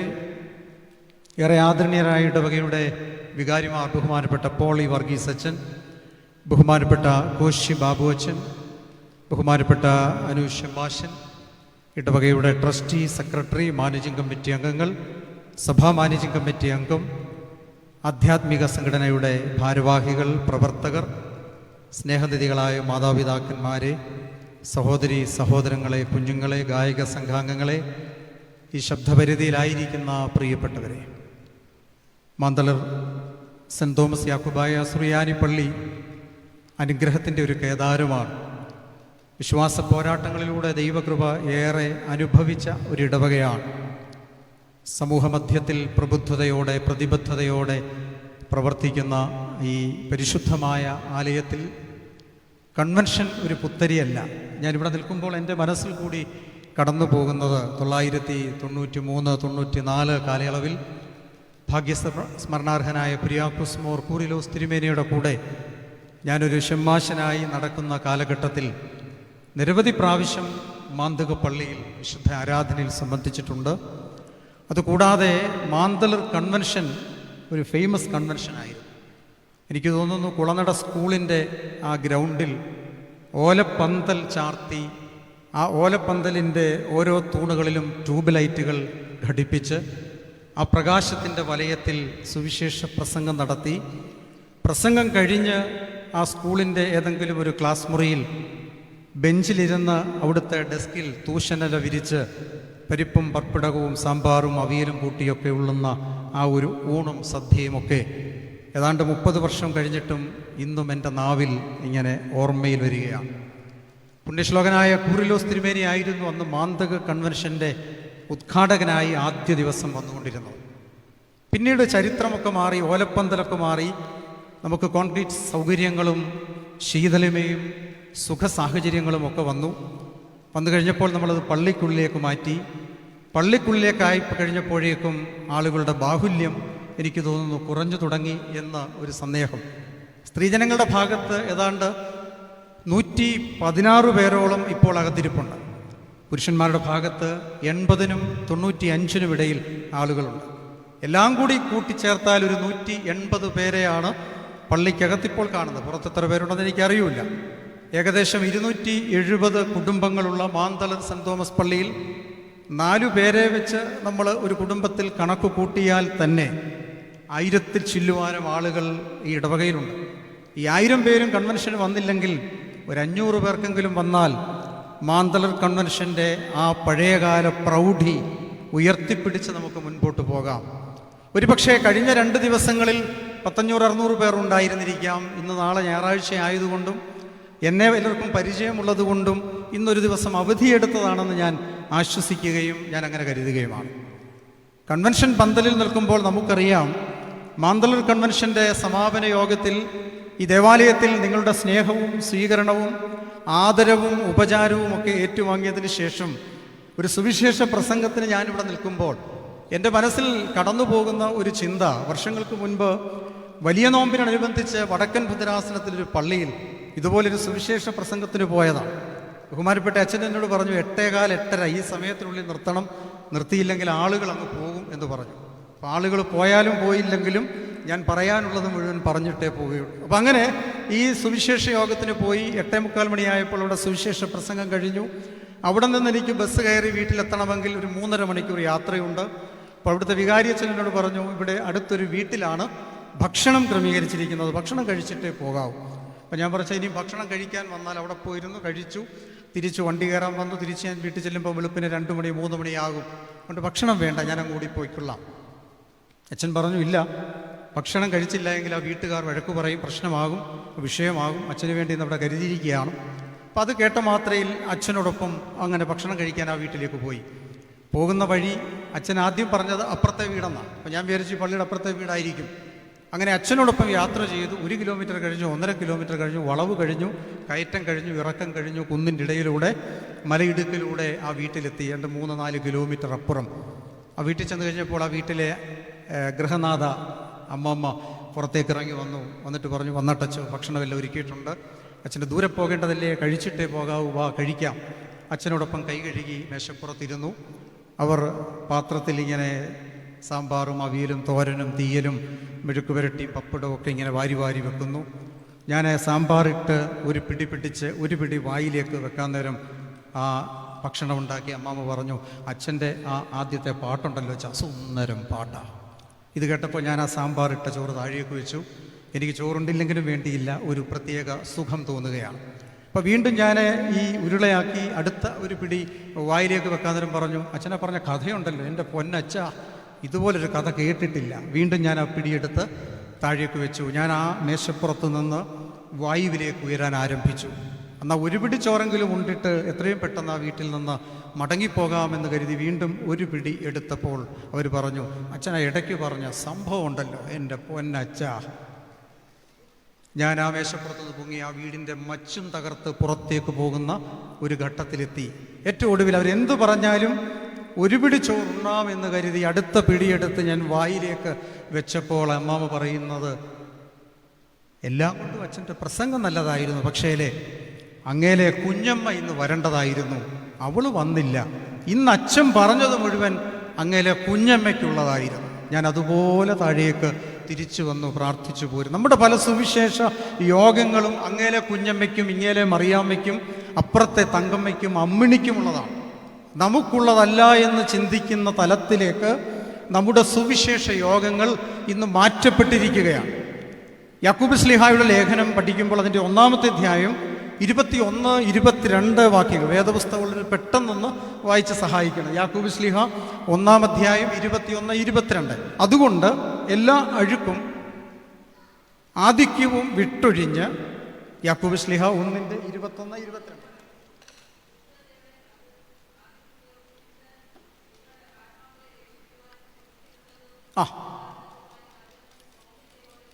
വചനം സൗമ്യതയോടെ കൈക്കൊള്ളുവീൻ. അടുത്ത വാക്യം കൂടി. എങ്കിലും വചനം കേൾക്കുക മാത്രമല്ല, വചനം കേട്ട് തങ്ങളെ തന്നെ ചതിക്കാതെ അതിനെ ആചരിക്കുന്നവരും ആയിരിക്കാൻ ശ്രദ്ധിക്കണം. സുവിശേഷ മഹായോഗത്തിൻ്റെ പ്രാധാന്യമിത സൗമ്യതയോടെ വചനത്തെ കൈക്കൊള്ളുകയും ആ കേട്ട വചനത്തെ ജീവിതത്തിൽ ആചരിക്കുവാനും പ്രാവർത്തികമാക്കുവാനും നമുക്ക് സാധ്യമാകണം. 2025 വലിയ നോമ്പിലേക്ക് നാം അടുത്ത 24 മണിക്കൂർ കഴിയുമ്പോൾ പ്രവേശിക്കാൻ പോവുകയാണ്. 2025 വലിയ നോമ്പ് തുടങ്ങുന്നതിന് തൊട്ട് മുൻപ് 3 ദിവസങ്ങൾ ദേവാലയത്തിൽ ബലിപീഠത്തോട് ചേർന്നിരുന്ന് 3 ദിവസം തിരുവചന പ്രക്രിയയിലൂടെ തിരുവചനത്തിന് കീഴിലിരുന്ന് ധ്യാനിക്കുവാൻ, പ്രാർത്ഥിക്കുവാൻ, ജീവിതത്തെ ക്രമീകരിക്കുവാൻ, പുനഃപ്രതിഷ്ഠ നടത്തുവാൻ, പുനഃക്രമീകരണം അർപ്പിക്കുവാൻ ഒരു പുനഃസമർപ്പണത്തിൻ്റെ 3 രാത്രികൾ നമുക്ക് ലഭിച്ചിരിക്കുകയാണ്. ഒരു തിരിഞ്ഞുനോട്ടം ആവശ്യമാണ്. എങ്ങനെയാണ് തിരിഞ്ഞു നോക്കേണ്ടത്? 2025 ഈ വചന ശുശ്രൂഷയിൽ സംബന്ധിക്കുമ്പോൾ 5 വർഷങ്ങൾ പിൻപിലേക്കൊന്ന് തിരിഞ്ഞു നോക്കിയാൽ നമുക്കൊരു പ്രത്യേക കാലഘട്ടത്തെ തിരിച്ചറിയാൻ കഴിയും. ഞാനും നിങ്ങളും പഠിച്ചതും പരിശീലിച്ചതുമൊക്കെ മാറ്റി എഴുതിയ ഒരു കാലഘട്ടത്തെ ഈ നൂറ്റാണ്ടിൽ ഞാനും നിങ്ങളും അഭിമുഖീകരിച്ചവരാണ്. ജീവിതത്തിൻ്റെ പ്രതിസന്ധി ഘട്ടങ്ങളെ നേരിട്ട് തരണം ചെയ്യുവാൻ നമ്മെ പ്രാപ്തരാക്കിയ ഒരു കാലഘട്ടമായിരുന്നു 2020 എന്ന കാലഘട്ടം. ഇന്നേക്ക് 5 വർഷങ്ങൾക്ക് മുൻപ് സമയമില്ല എന്ന് പറഞ്ഞു നടന്നവർക്ക് സമയമേറെ കിട്ടിയ ഒരു കാലഘട്ടമായിരുന്നു 2020 കാലഘട്ടം. എന്താ കാരണം? കോവിഡ് എന്ന് പറയുന്ന ഒരു കാലഘട്ടത്തിലൂടെ ഞാനും നിങ്ങളും കടന്നുപോയി. ഒരു മുറിക്കുള്ളിൽ കഴിയാൻ പറ്റാത്ത അവസ്ഥയിൽ, ഒരു വീടിനുള്ളിൽ പരസ്പരം നോക്കാനും കാണാനും മിണ്ടാനും പറ്റാത്ത ഒരു കാലഘട്ടം, കലാഹൃദയങ്ങളെ മുഴുവൻ തൊട്ടുണർത്തിയ ഒരു കാലഘട്ടം. പാചക വിദഗ്ധന്മാർ, എഴുത്തുകാർ, കലാകാരന്മാർ, പാട്ടുകാർ, ഇവർക്കൊക്കെ വീട്ടിലിരുന്ന് എഴുതാനും വായിക്കാനും പാചകം ചെയ്യുവാനും പറ്റിയ കാലഘട്ടം. തിരസ്കൃത വാർദ്ധക്യങ്ങൾ പോലും ഫേസ്ബുക്കിൽ ഫേമസ് ആയ ഒരു കാലഘട്ടമാണ്. അപ്പച്ചനും അമ്മച്ചും പള്ളിയിലെ ആരാധനാഗീതം പാടുക, അത് റെക്കോർഡ് ചെയ്യുക, അത് ഫേസ്ബുക്കിൽ ഇടുക, അതിന് 100-150 ലൈക്ക് അടിക്കുക, ആ ലൈക്ക് കണ്ട് ജീവിതത്തെ തള്ളി നീക്കിയ ഒരു കാലഘട്ടം. ചക്കയുടെയും മാങ്ങയുടെയും കപ്പയുടെയും ചേമ്പിൻ്റെയും ചീനിയുടെയും കാന്താരിയുടെയും ഉണക്കമീൻ്റെയും പഴങ്കഞ്ഞിയുടെയും ഒക്കെ മുത്തശ്ശിമണം നമ്മുടെ വീട്ടിലേക്ക് തിരിച്ചു വന്ന ഒരു കാലഘട്ടമായിരുന്നു 2020 എന്ന കോവിഡിൻ്റെ കാലഘട്ടം. പുറത്തുപോയി തക്കാളിയോ പഞ്ചസാരയോ പാലോ വാങ്ങിക്കണമെങ്കിൽ അഫിഡവിറ്റ് എഴുതി പോക്കറ്റിൽ സൂക്ഷിച്ചൊരു കാലഘട്ടമായിരുന്നു. കറങ്ങി നടന്നവരെ പിടികൂടാൻ ഡ്രോണുകൾ പറന്നു നടന്ന ഒരു കാലഘട്ടമായിരുന്നു 2020 കാലഘട്ടം. ആതുര സേവന രംഗത്ത് പ്രവർത്തിച്ചവർക്ക് മണിനാഥവും തിരുനാളവും പുഷ്പവൃഷ്ടിയും ഒക്കെ കൊടുത്ത് നന്ദി പറച്ചിലിൻ്റെ ഒരു കാലഘട്ടമായിരുന്നു. വീട്ടിലൊരാൾ മരിച്ചാൽ അന്ത്യചുംബനം കൊടുക്കാൻ പറ്റാത്ത കാലഘട്ടം. ഒരാൾ മരണപ്പെട്ടാൽ ശവസംസ്കാര ശുശ്രൂഷയ്ക്ക് 10 പേരിൽ കൂടുതൽ പ്രവേശിക്കാൻ പാടില്ലാത്തൊരു കാലഘട്ടം. ഒരു വിവാഹ ശുശ്രൂഷ നടന്നാൽ 20 പേരിൽ കൂടുതൽ ആ ചടങ്ങിൽ പങ്കെടുക്കാൻ പറ്റരുതെന്ന് നിയമം മൂലം പ്രഖ്യാപിച്ച കാലഘട്ടം. പക്ഷെ നമ്മൾ കല്യാണമൊക്കെ 10-25 ദിവസം തുടർച്ചയായി ഈ 20 പേരെ വെച്ച് നമ്മൾ നടത്തിയ ഒരു കാലഘട്ടമായിരുന്നു. അങ്ങനെ ജീവിതത്തിൽ ഞാൻ നിസ്സാരനാണെന്നും എൻ്റെ ഈ ലോക ജീവിതം താൽക്കാലികമാണെന്നും തിരിച്ചറിഞ്ഞ ഒരു കാലഘട്ടമായിരുന്നു. കടുകുമണിയോളം പോകുന്നൊരു വൈറസ് നമ്മെ മുഴുവൻ കീഴ്പ്പെടുത്തിയ ഒരു കാലഘട്ടം. ആ കാലഘട്ടം കഴിഞ്ഞ് സ്തംഭനാവസ്ഥയിലായ ജീവിതത്തെ മുഴുവൻ തിരിച്ചു പിടിച്ച് 2025 ആണ്ടിലേക്ക് പ്രവേശിച്ച് അതിൻ്റെ 3-ാമത്തെ മാസത്തിൻ്റെ ആദ്യ ദിവസം വലിയ നോമ്പ് ആരംഭിക്കുന്നതിൻ്റെ തലേനാൾ രാത്രിയിൽ ദൈവത്തിൻ്റെ ആലയത്തിൽ ഞാനും നിങ്ങളും ഒരുമിച്ച് കൂടിയിരിക്കുമ്പോൾ നമുക്കറിയാം, ഇന്ന് പ്രസംഗങ്ങൾക്ക് കുറവൊന്നുമില്ല, കേൾവിക്കാർക്കും ഒരു കുറവുമില്ല. പക്ഷേ സങ്കീർത്തനക്കാരനൊരു കാര്യം പറയുന്നുണ്ട്. എന്താ? 12-ാം സങ്കീർത്തനത്തിൻ്റെ 1-2 വാക്യങ്ങൾ പഠിക്കുമ്പോൾ വേദപുസ്തകം നമ്മെ ഓർമ്മിപ്പിക്കുന്ന ഒരു കാര്യമുണ്ട്, ശ്രദ്ധിക്കേണ്ട കാര്യമാണ്. 12-ാം സങ്കീർത്തനം 1-2 വാക്യം പെട്ടെന്ന് വായിക്കണം. യഹോവയെ രക്ഷിക്കണമേ, ഭക്തന്മാർ ഇല്ലാതെ പോകുന്നു, വിശ്വസ്തന്മാർ മനുഷ്യരുടെ ഇടയിൽ കുറഞ്ഞിരിക്കുന്നു. യഹോവയെ രക്ഷിക്കണമേ. കാരണം എന്താ? ഭക്തന്മാരില്ലാതെ പോകുന്നു.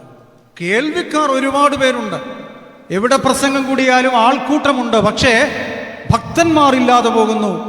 വിശ്വസ്തതയുള്ളവർ മനുഷ്യരിടയിൽ കുറഞ്ഞു പോകുന്ന ഒരു കാലഘട്ടം.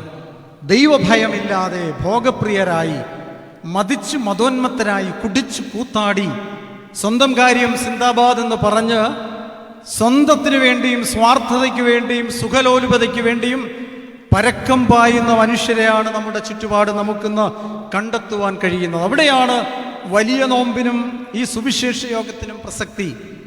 ആത്മസംയമനത്തിൻ്റെയും ഇന്ദ്രിയ നിഗ്രഹങ്ങളുടെയും മുലയിൽ ശരീരവും മനസ്സും സ്ഫുടം ചെയ്തെടുക്കപ്പെടുവാനുള്ള വ്രതവിശുദ്ധിയുടെ നാളുകളാണ് വലിയ നോമ്പിൻ്റെ നാളുകൾ.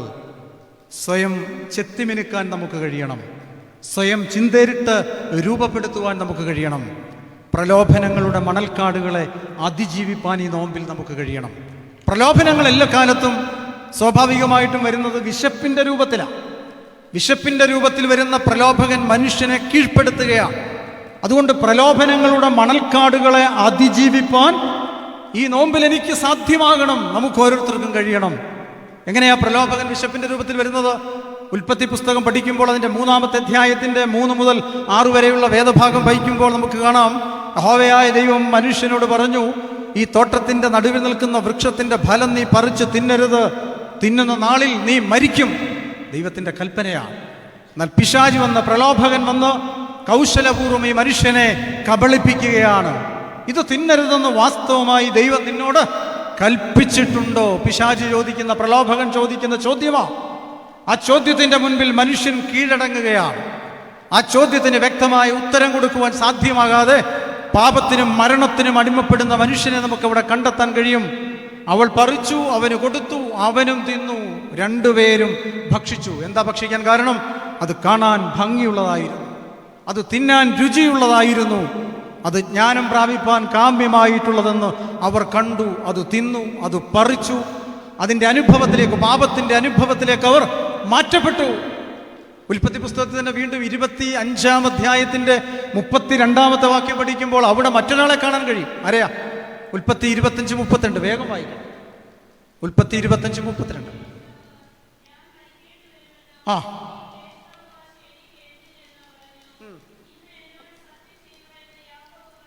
ആ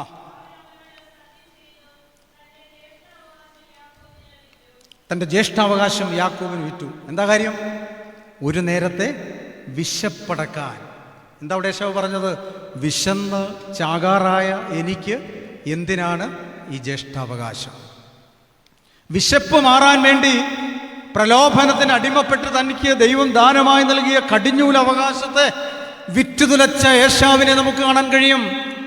ശരീരത്തിൻ്റെ വിശപ്പിനെ ശമിപ്പിക്കാൻ ഇവർക്ക് കഴിയാതെ പോയി എന്നുള്ളതാണ് പരാജയം. ശരീരത്തിൻ്റെ വിശപ്പിനോട് സമരം ചെയ്ത് ആത്മാവിൻ്റെ വിശപ്പിനെ ശമിപ്പിക്കുവാൻ ഈ വലിയ നോമ്പിൽ നമുക്ക് സാധ്യമാകണം.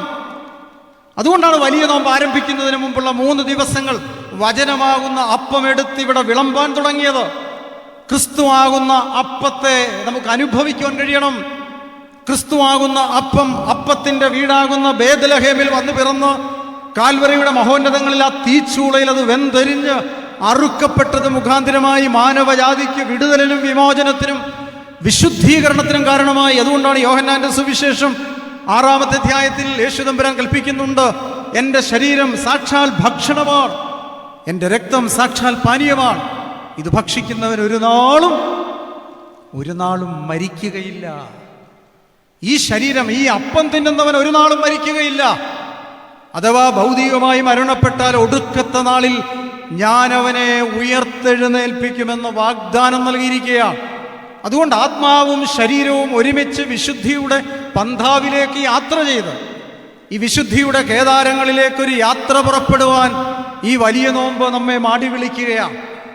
നാളെ മുതൽ, അടുത്ത ദിവസം മുതൽ ആരംഭിക്കുന്ന 50 നോമ്പിൻ്റെ ആ മരുഭൂ പ്രയാണത്തിലേക്ക് പ്രവേശിച്ച് പ്രാർത്ഥനയിലൂടെ, ഉപവാസത്തിലൂടെ, യാമ നമസ്കാരങ്ങളിലൂടെ, വ്രതനിഷ്ഠയിലൂടെ, കുമ്പിടിയിലൂടെ ദൈവിക അനുഭവങ്ങളെ പ്രാപിക്കണം. അതുകൊണ്ടാണ് സുറിയാനി സഭയുടെ വിശുദ്ധ പിതാക്കന്മാർ നമുക്ക് പ്രാർത്ഥന തന്നിരിക്കുകയാണ്. നോമ്പിൻ്റെ പ്രാർത്ഥനയിൽ ആത്മാവും ശരീരവും ഒരുമിച്ച് നോമ്പ് നോക്കേണ്ടിയിരിക്കുന്നതിനാൽ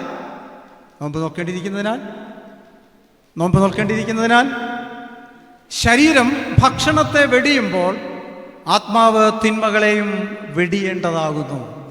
ആത്മാവും ശരീരവുമാണ് ഒരുമിച്ച് നോമ്പ് നോൽക്കേണ്ടത്. ശരീരം ഭക്ഷണത്തെ വെടിയുന്നത് പോലെ ആത്മാവ് തിന്മകളെയും വെടിയേണ്ടതാകുന്നു. അങ്ങനെ വെടിപ്പുള്ള നോമ്പ് നോറ്റാൽ പറുദീസയിലേക്കുള്ള വാതിലുകൾ നമുക്ക് ഓരോരുത്തർക്കുമായി തുറക്കപ്പെടുകയാണ്. മാലാഖമാരുടെ പ്രഭ എനിക്ക് ലഭിക്കുകയാണ്. സ്വർഗത്തിലേക്ക് പറന്നുയറുവാനുള്ള ആത്മീക ചിറകുകൾ എനിക്ക് ലഭിക്കുകയാണ്.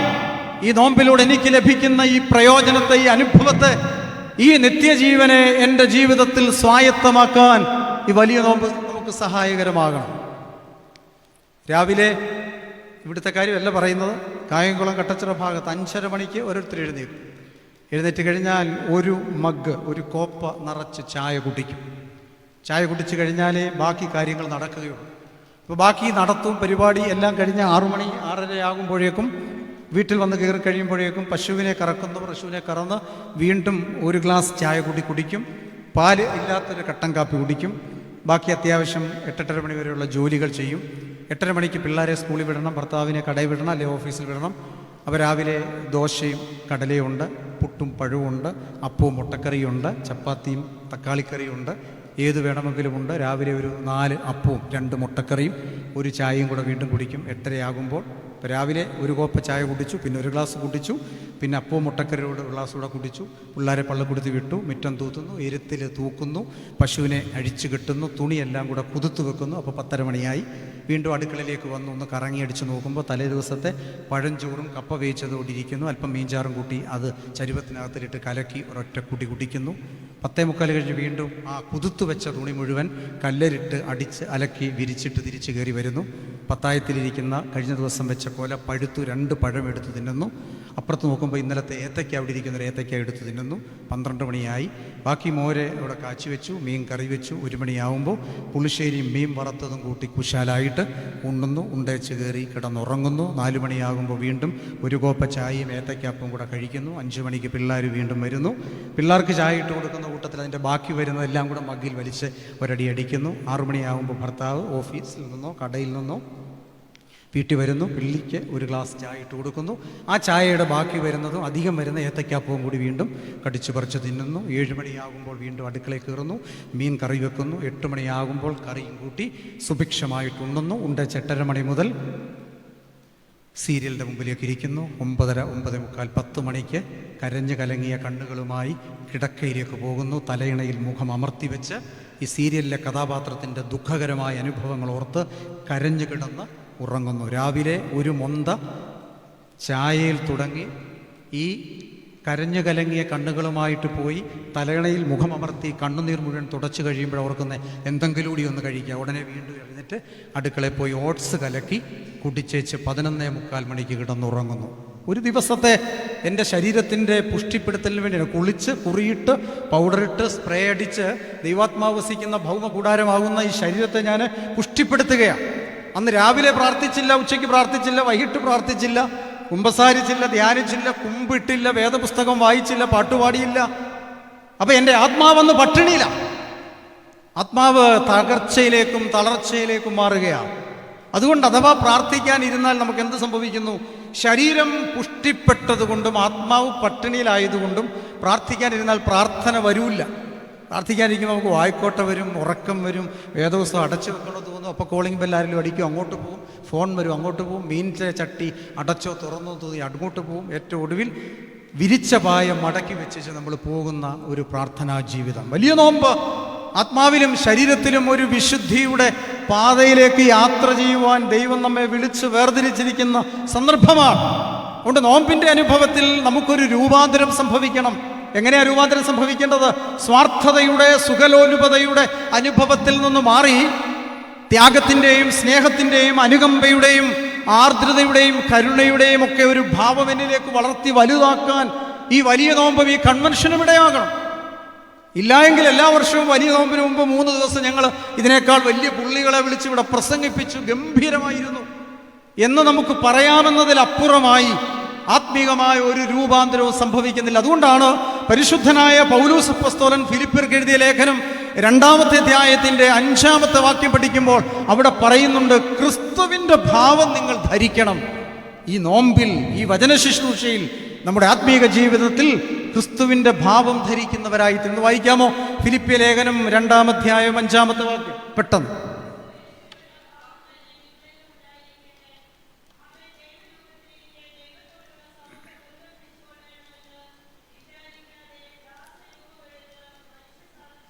മനുഷ്യ സദൃശ്യത്തിനായി തന്നെത്താൻ ക്രൂശിലെ മരണത്തോളം തന്നെത്താൻ താഴ്ത്തി വിളങ്ങിയ ക്രിസ്തുവിൻ്റെ ഭാവം ധരിക്കണം. എന്താ ആ ക്രിസ്തുവിൻ്റെ ഭാവം? ഫിലിപ്പിയ ലേഖനം 2-ാമത്തെ അധ്യായത്തിൻ്റെ 2-3 വാക്യങ്ങൾ വായിക്കുമ്പോൾ കാണാൻ കഴിയും. ഫിലിപ്പിയ ലേഖനം 2-ാമത്തെ അധ്യായത്തിൻ്റെ 2-3 വാക്യങ്ങൾ. നിങ്ങൾ ഏക മനസ്സുള്ളവരാകണം, ഏക സ്നേഹമുള്ളവരാകണം, ഏക ഐക്യമത്യമുള്ളവരാകണം, ഏകഭാവമുള്ളവരായി.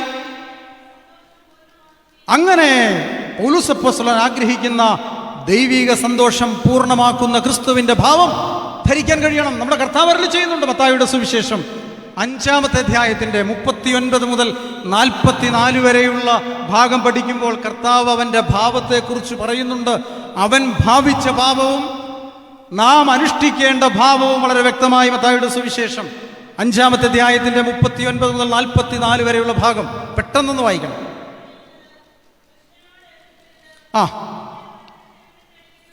എൻ്റെ വലതേ ചെകിടത്തടിക്കുന്നതിന് മറ്റേതും കൂടി കാണിച്ചു കൊടുക്കണം.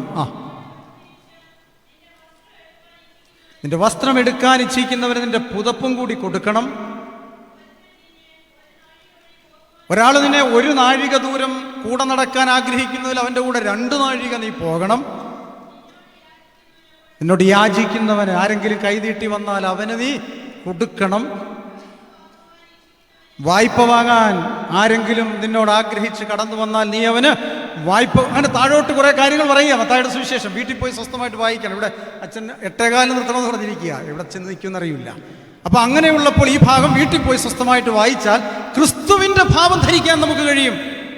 എന്താ ക്രിസ്തുവിന്റെ ഭാവം? ശകാരിക്കേണ്ടുന്നിടത്ത് ശകാരിക്കാതെ, സ്നേഹപൂർവ്വം ശിക്ഷണം നൽകേണ്ടിടത്ത് ശിക്ഷണം കൊടുക്കാതെ, സഹതാപാർദ്രമായ നോട്ടത്തിലൂടെ, കരുണാഭാവത്തിലൂടെ പാപിയെ തൻ്റെ മാർവിലേക്ക് ചേർത്തണച്ചവനെ ഒരു പുതിയ സൃഷ്ടിയാക്കുന്നത് കണ്ടാൽ പുളകിതമാകുന്ന ക്രിസ്തുവിന്റെ ഭാവം. പാപിനിയായ സ്ത്രീയെ കല്ലെറിഞ്ഞുകൊണ്ട് കർത്താവിന്റെ മുമ്പിലേക്ക് കൂട്ടിക്കൊണ്ടുവന്നപ്പോൾ യേശു തമ്പുരാൻ അവളോട് പറയുകയാണ്, അവരാരും നിന്നെ കല്ലെറിഞ്ഞില്ലല്ലോ, അവരാരും നിന്നെ കുറ്റം വിധിച്ചില്ലല്ലോ, അതുകൊണ്ട് ഞാനും നിന്നെ കുറ്റം വിധിക്കുന്നില്ല. ഇനി മേലാൽ പാപം ചെയ്യരുത്, ഇനി മേലാൽ നീ പാപം ചെയ്യരുത്. ക്ഷമിക്കുന്ന, സ്നേഹിക്കുന്ന, കരുതുന്ന, ചേർത്ത് നിർത്തുന്ന ക്രിസ്തുവിന്റെ ഭാവത്തിലേക്ക് കടന്നു വരുവാൻ ഈ നോമ്പിൽ നമുക്ക് സാധ്യമാകേണ്ടത് ആവശ്യമാണ്. നമുക്കറിയാം ക്രിസ്തുവിന്റെ മറ്റൊരു ഭാവമുണ്ട്. എന്താ? വിശുദ്ധ സ്ഥലത്ത് മ്ലേച്ഛത കണ്ടപ്പോൾ, വിശുദ്ധമായ സ്ഥലങ്ങളിൽ ദൈവാത്മാവ് വസിക്കുന്ന ഇടങ്ങളിൽ അശുദ്ധിയുടെ അനുഭവം കണ്ടപ്പോൾ വിശദീകരണം ചോദിക്കാതെ ധാർമ്മിക രോഷത്തോടെ ചാട്ടവാറെടുത്ത് ദേവാലയം എൻ്റെ ആലയം സകല ജാതികൾക്കുമുള്ള പ്രാർത്ഥനാലയം എന്ന് പറഞ്ഞ് ചാട്ടവാറെടുത്ത് അടിച്ച് പുറത്താക്കുന്ന ക്രിസ്തുവിന്റെ ഭാവം നാം കണ്ടില്ലേ? തൻ്റെ കൂടെ നടന്ന അപ്പം തിന്ന് ഉപദേശം കേട്ട് 30 വെള്ളിക്കാശിന് തന്നെ ഒറ്റിക്കൊടുത്ത യൂദ, പടയാളികൾക്കും യഹൂദ പ്രമാണിമാർക്കും ശ്ലോം റബ്ബി എന്ന് പറഞ്ഞ് കർത്താവിന്റെ കവിളത്ത് ചുംബിച്ച് ഒറ്റിക്കൊടുത്ത യൂദായെ ചേർത്ത് നിർത്തി സ്നേഹിത എന്ന് വിളിച്ച യേശുവിന്റെ ഒരു ഭാവമുണ്ട്. ആ ക്രിസ്തുവിന്റെ ഭാവം നമുക്ക് ധരിക്കണം. ചുങ്കക്കാരനായ സഖായിയോട് പറയുകയാണ്, ഇന്ന് നീ അബ്രഹാമിന്റെ മകനാകയാൽ നിന്റെ കുടുംബത്തിന് രക്ഷ വന്നിരിക്കുന്നു എന്ന് പറഞ്ഞ ക്രിസ്തുവിന്റെ ഭാവം. നിനക്ക് മനസ്സുണ്ടെങ്കിൽ എന്നെ ശുദ്ധനാക്കാൻ പറഞ്ഞ കുഷ്ഠരോഗിയെ തൊട്ടു സുഖപ്പെടുത്തിയ ക്രിസ്തുവിന്റെ ഭാവം. ലാസറിന്റെ കല്ലറയ്ക്കൽ പോയി ഉള്ളം നൊന്ത് കരഞ്ഞ ക്രിസ്തുവിന്റെ ഭാവം. ഈ ഭാവം ധരിച്ച് ആർദ്രതയുടെ, അനുകമ്പയുടെ, കരുണയുടെ, സ്നേഹത്തിന്റെ, ത്യാഗത്തിന്റെ, കരുതലിന്റെ, ചേർത്തുനിൽപ്പിന്റെ മനോഭാവത്തെ ധരിക്കാൻ നമുക്ക് സാധ്യമാകേണ്ടത് ആവശ്യമാണ്. എന്നാൽ ഇന്ന് പലപ്പോഴും നമുക്കറിയാം ഈ നോമ്പിൽ പ്രതിബദ്ധതയിൽ, പ്രബുദ്ധതയിൽ നമുക്ക് വളരെയധികം ഉയർന്നു നിൽക്കേണ്ടത് ആവശ്യമാണ്. പ്രകൃതി മലിനമാകുന്ന ഇടങ്ങളിൽ, പലപ്പോഴും അശുദ്ധി കണ്ടെത്തുന്ന മേഖലകളിൽ ഹൃദയത്തിൽ നിന്ന് സ്നേഹം ആഗ്രഹിക്കുന്ന ഒരുപാട് പേർ നമ്മെ കാക്ഷിക്കുമ്പോൾ ഒരു പുഞ്ചിരി പ്രതീക്ഷിക്കുന്ന ആളുകൾ നമ്മുടെ ചുറ്റുപാടുമുണ്ട്. ഒരു നല്ല വാക്ക് പ്രതീക്ഷിക്കുന്നവരുണ്ട്. നിരാലംബരായ വാർദ്ധക്യങ്ങൾ നമുക്ക് ചുറ്റുമുണ്ട്. അവരെ സ്നേഹിക്കാൻ, അവർക്ക് വേണ്ടത് കൊടുക്കാൻ, നന്മയുടെ ആധ്യാത്മികതയിലേക്ക് ക്രിസ്തു ഭാവം ധരിച്ചു വളരാൻ 2025 വലിയ നോമ്പ് നമ്മെ മാടി വിളിക്കുകയാണ്. തിരുവല്ലായിൽ പ്രഗത്ഭമായ 3 ആസ്പത്രികളുണ്ട്. ഒന്ന് believers hospital medical college, 2 Pushpagiri medical college, 3 TMM medical mission hospital. അതിലൊരു ഹോസ്പിറ്റലിൽ ഞാനൊരു 3 വർഷങ്ങൾക്ക് മുൻപ് ഒരു രോഗിയെ കാണാൻ പോയി. 58 വയസ്സുള്ള വാട്ടർ അതോറിറ്റിയിൽ ജോലി ചെയ്ത് റിട്ടയർമെൻറ്റ് കഴിഞ്ഞ് ആസ്പത്രി കിടക്കയിൽ കിടക്കുന്ന ഒരു മനുഷ്യൻ. അദ്ദേഹത്തിൻ്റെ കരളിന് ക്യാൻസറാണ്. അവിടെ വെള്ളം കുത്തിയെടുക്കലും മറ്റ് ചികിത്സകളും ഒക്കെയായി ആ മനുഷ്യൻ അതിവേദനയിൽ കഴിയുകയാണ്. അദ്ദേഹത്തിൻ്റെ ഭാര്യ അടുത്തു നിൽപ്പുണ്ട്. അവിടെ ചെന്നു കണ്ടു കഴിഞ്ഞപ്പോൾ ആ മനുഷ്യൻ പറഞ്ഞു, അച്ഛാ, എനിക്ക് ജീവിക്കണം, ഞാൻ മരണത്തോട് മല്ലടിച്ച് കിടക്കുകയാണെന്ന് എനിക്കറിയാം, എൻ്റെ രോഗത്തിൻ്റെ കാഠിന്യം എനിക്കറിയാം. ഞാൻ സർക്കാർ ഉദ്യോഗസ്ഥനായിരുന്നപ്പോൾ പള്ളിയിലും പട്ടക്കാരിലൊന്നും വലിയ താല്പര്യമില്ലാതെ അലഞ്ഞു തിരിഞ്ഞ് നടന്നവനാണ്. പക്ഷേ എനിക്ക് ജീവിക്കണം. എനിക്കങ്ങനെ ഒരു ജീവിതം തിരിച്ചു കിട്ടിയാൽ എൻ്റെ പെൻഷൻ്റെ തുകയുടെ പകുതി പങ്കും ഞാൻ സാധുജന സേവനത്തിന് ഉപയോഗിക്കും. ദേവാലയത്തിലെ ആരാധന ഞാൻ പങ്കെടുക്കും. ഞാനൊരു സാക്ഷിയായിട്ട് ഞാൻ ഈ സമൂഹത്തിൽ പ്രസംഗിക്കും. ആ മനുഷ്യൻ ഹൃദയത്തിൻ്റെ അന്തർഭാഗത്തു നിന്ന് ഉതിർന്നു വീണ വാക്കുകളാണ്. ഇത് കേട്ടപ്പോൾ അദ്ദേഹത്തിൻ്റെ ഭാര്യ അവിടെ നിന്നുകൊണ്ട് പറഞ്ഞു, ഇനിയും അദ്ദേഹം പ്രസംഗിക്കാൻ നടക്കാത്തതിൻ്റെ കുഴപ്പമേ ഉള്ളൂ. 58 വയസ്സായി, സർക്കാർ ഉദ്യോഗസ്ഥനായിരുന്നു, ശമ്പളവും കിമ്പളവുമായി നല്ല തുക കിട്ടിയതാണ്. കിട്ടിയ സമയത്ത് അടിച്ച് മതിച്ച് മതോന്മത്തനായി ജീവിതത്തിൻ്റെ മറ്റൊന്നും അറിയാതെ ഇങ്ങനെ ജീവിച്ച് ഇപ്പോൾ രോഗിയായി ഇവിടെ കിടക്കുന്ന വെച്ചു. ആരാ നോക്കാൻ? കൂടെ നടന്നവരും കൂടെ കുടിച്ചവരാരും ഇപ്പോൾ നോക്കാനും കാണാനുമില്ല. ഈ ഉള്ളവൾ മാത്രമേ ഉള്ളൂ. ഞാൻ ഉറങ്ങിയിട്ട് 4 ദിവസമായി അച്ചു. ഞാൻ ഉറങ്ങിയിട്ട് ഒന്ന് കണ്ണ് അടയ്ക്കുമ്പോഴാണ് ഇങ്ങേര് കിടന്ന് വിളിച്ചു പോകുന്നത്. അവിടെ വേദന, ഇവിടെ വേദന, അവിടെ തടക്, ഇവിടെ തടകെന്ന് പറഞ്ഞ് ബഹളം. തിരിച്ചു കിടത്തുമ്പോൾ അവിടെ വേദന, മലർത്തി കിടത്തുമ്പോൾ ഇവിടെ വേദന.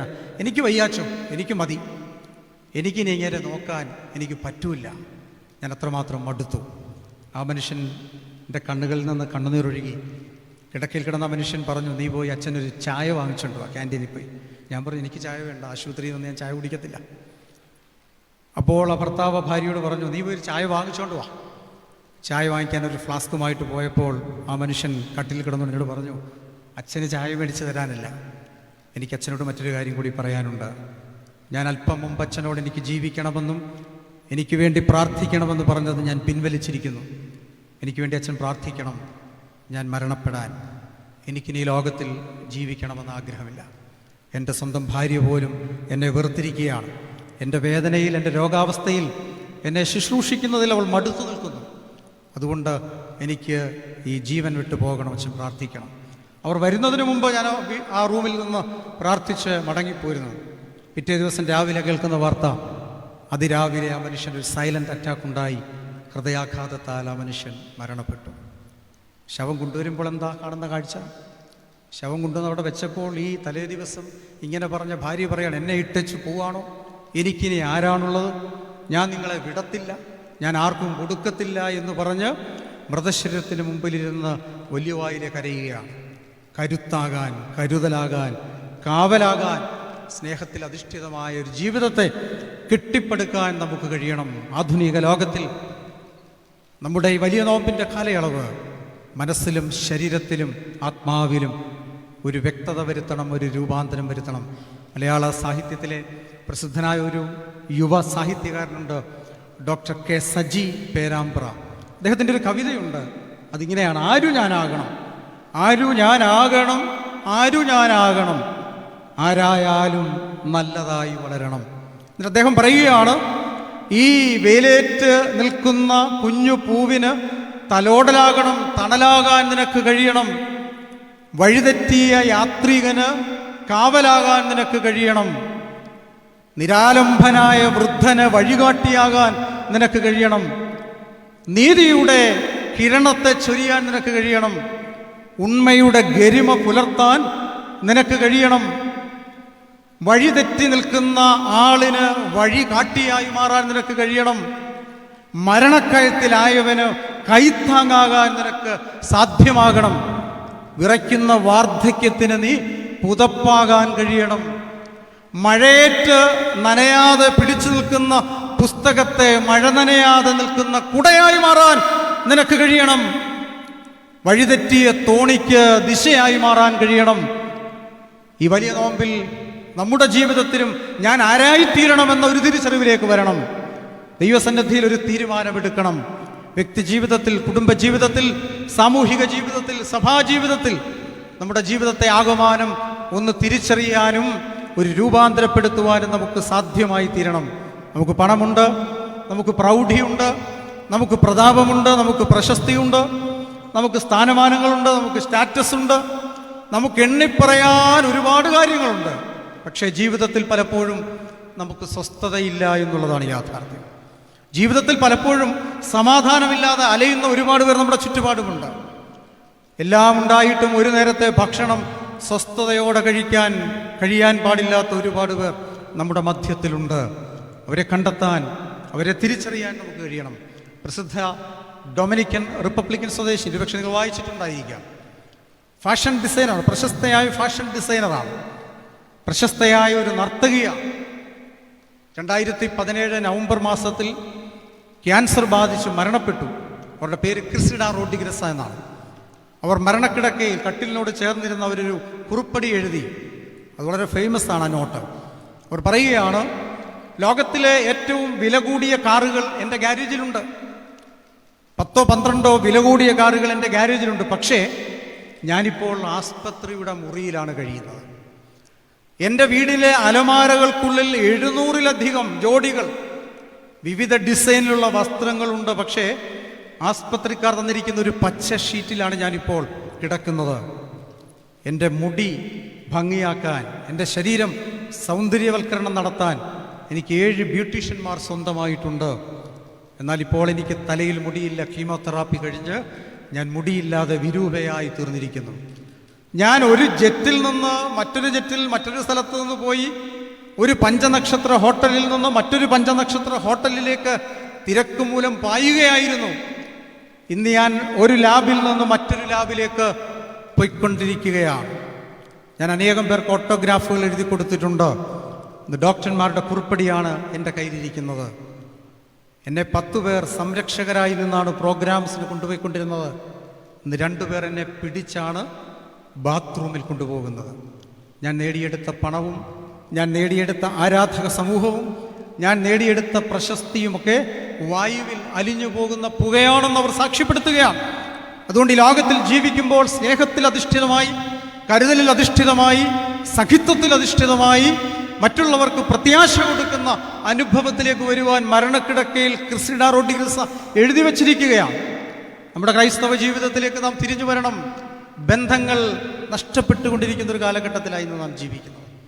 വ്യക്തിബന്ധങ്ങളായിക്കൊള്ളട്ടെ, കുടുംബ ബന്ധങ്ങളായിക്കൊള്ളട്ടെ, സാമൂഹിക ബന്ധങ്ങളായിക്കൊള്ളട്ടെ, ശൈഥില്യം നേരിടുന്ന ഒരു കാലഘട്ടത്തിൽ ഞാനും നിങ്ങളും ഇന്ന് ജീവിക്കുകയാണ്. പണ്ടുകാലത്ത് അങ്ങനെ ആയിരുന്നില്ല. പണ്ടുകാലത്ത് സ്നേഹത്തിൻ്റെയും സൗഹൃദത്തിൻ്റെയും ഒരു മുറ്റമായിരുന്നു നമ്മുടേത്. ഇന്ന് മതിലുകൾ കെട്ടി ഉയർത്തിയിരിക്കുകയാണ്. പല വീടുകളിലും മതിലുകൾ ഉയർന്നു പൊങ്ങി, അതിൻ്റെ മുമ്പിൽ ഒരു ഗേറ്റും, ആ ഗേറ്റിൻ്റെ മുമ്പിൽ പട്ടിയുടെ പടം വരച്ച് പട്ടിയുണ്ട് സൂക്ഷിക്കുക എന്ന ബോർഡും വെച്ച് ഞാൻ അതിനുള്ളിൽ താമസിക്കുകയാണ്. പണ്ട് ഈ വീട്ടിലൂടെ കയറി അപ്പുറത്തെ വീട്ടിലൂടെ കയറി അങ്ങേ വീട്ടിൽ റോഡിലെത്താമായിരുന്നു. ഇന്ന് ഹൃദയങ്ങളുടെ മധ്യത്തിൽ മതിലുകൾ ഉയർത്തിക്കെട്ടി. പണ്ടൊരു കല്യാണം നടന്നാൽ എങ്ങനെയാണ്? തിങ്കളാഴ്ച കല്യാണമെങ്കിൽ വെള്ളിയാഴ്ച വൈകിട്ടാവുമ്പോഴേ അയൽക്കാരും ബന്ധുക്കളും ചാർച്ചക്കാരും പള്ളിക്കാരും പ്രാർത്ഥനക്കാരും ഒക്കെ ആ വീട്ടിൽ ഒത്തുകൂടുമായിരുന്നു. വീടിൻ്റെ മുറ്റത്തൊരു വലിയ പന്തൽ ഉയരുമായിരുന്നു. പന്തലുകാർ വന്ന് വെള്ള വിരിച്ച് പൂമാലയും വിമാനവും ഒക്കെ പൂക്കൾ കൊണ്ട് അത് അലങ്കരിക്കുമ്പോൾ കുട്ടികൾക്കൊരു കൗതുകമായിരുന്നു. വീട്ടിലെ മുതിർന്നവരും പള്ളിയിലെ പ്രായമായവരുമൊക്കെ വർത്തമാനം പറഞ്ഞ് മുറുക്കാനുമൊക്കെ മുറുക്കിയിരിക്കുമ്പോൾ അകത്ത് അടുക്കളയിൽ 4 വീട്ടിലെ അമ്മച്ചിമാർ, അമ്മമാർ വന്ന് നീണ്ടകരയിൽ നിന്ന് കൊണ്ടുവന്ന വലിയ മീനിനെ വെട്ടി കഷ്ണമാക്കി ആ പ്രധാനപ്പെട്ട കഷ്ണങ്ങളെല്ലാം കല്യാണത്തിന് വേണ്ടി ഒരുക്കുകയും തലയും മറ്റ് സാധനങ്ങളും മുള്ളും എല്ലാം കൂടെ എടുത്ത് അത്താഴ സദ്യയ്ക്ക് വേണ്ടി പാകപ്പെടുത്തി അത് തിളച്ച് മറിയുമ്പോൾ അതിൻ്റെ മുമ്പിൽ ഒരു വാഴയിലിട്ട് കെട്ടി പിച്ചാത്തിയെടുത്ത് കലവറയ്ക്കുള്ളിൽ വെച്ച് രാത്രി അത്താഴ സദ്യ കൊടുക്കുന്ന ഒരു പതിവുണ്ടായിരുന്നു. ഒരുപക്ഷെ ഈ തലമുറയ്ക്ക് അത് അറിയാമെന്ന് പോലും തോന്നുന്നില്ല. 25-30 വർഷം പിമ്പിലേക്ക് തിരിഞ്ഞു നോക്കിയാൽ പിറ്റേ ദിവസം രാവിലെ ചെറുക്കനെ പ്രാർത്ഥിച്ചിറക്കുന്നത് പള്ളിയിലേക്കാരും പള്ളിക്കരക്കാരും പ്രാർത്ഥനക്കാരും കൂടാ. രാവിലെ ഇഡ്ഡലി സാമ്പാറും പഴവും കഴിച്ച് ചെറുക്കനെ പ്രാർത്ഥിച്ച് പള്ളിയിൽ പോയി വീണ്ടും കല്യാണം കഴിഞ്ഞ് തിരിച്ച് പന്തലിൽ വന്ന് ഉച്ചയൂണം കഴിഞ്ഞ് ചെറുക്കനെ പെണ്ണിനെ വീണ്ടും പ്രാർത്ഥിച്ച് പെണ്ണിൻ്റെ വീട്ടിലേക്ക് വിട്ട് ഈ ചെറുക്കനും പെണ്ണും 4-ാം ദിവസം വ്യാഴാഴ്ച അടുക്കള കാണാൻ ഇവിടെ വരുന്നിടം വരെ അയൽപക്കക്കാരും പിള്ളേരും എല്ലാം ഈ വീട്ടിലാണ്. എന്തൊരു സൗഹൃദമായിരുന്നു. ഇന്ന് കല്യാണങ്ങളൊക്കെ റിസോർട്ടിലേക്ക് മാറി. വീട്ടുകാരുൾപ്പെടെ റിസോർട്ടിലേക്ക് ഒരാഴ്ച മുമ്പ് മാറുകയാണ്. അരിയിൽ നിന്ന് ആടിലേക്ക് മാറി. നാടും നഗരവും നാറാൻ തുടങ്ങി. ബന്ധങ്ങളുടെ തീവ്രത ഇന്ന് നഷ്ടപ്പെട്ടു. എന്ത് സംഭവിക്കുന്നു? ദുരന്തങ്ങൾ ഇന്ന് സമൂഹത്തിൽ ആവർത്തിച്ചുകൊണ്ടിരിക്കുന്നു. നൊന്ത് പ്രസവിച്ച കുഞ്ഞിനെ ബക്കറ്റിലെ വെള്ളത്തിൽ മുക്കിക്കൊല്ലുന്ന അമ്മമാരുടെ നാടായി നമ്മുടെ നാട് മാറി. നമ്മുടെ നാടിനെ കുറിച്ച് പറയുന്നത് സാക്ഷര കേരളമെന്ന സുന്ദര കേരളം, ദൈവത്തിൻ്റെ സ്വന്തം നാട്. പക്ഷെ എന്താണ് അനുദിന ജീവിതത്തിൽ സംഭവിക്കുന്നത്? ഇന്നിതൊന്നും ഒരു വാർത്തയല്ലാതെയായി മാറിയിരിക്കുന്ന കാലഘട്ടത്തിലാണ്. കാമുകനെ വിളിച്ച് വീട്ടിൽ വരുത്തി കഷായത്തിൽ വിഷം കലർത്തി കൊല്ലുന്ന കാമുകിമാരുടെ നാടായി നമ്മുടെ നാട് മാറ്റപ്പെട്ടു. സ്വന്തം ജ്യേഷ്ഠനെ അനുജൻ വെട്ടുകത്തി കൊണ്ട് വെട്ടിക്കൊലപ്പെടുത്തുന്ന നാടായി മാറി.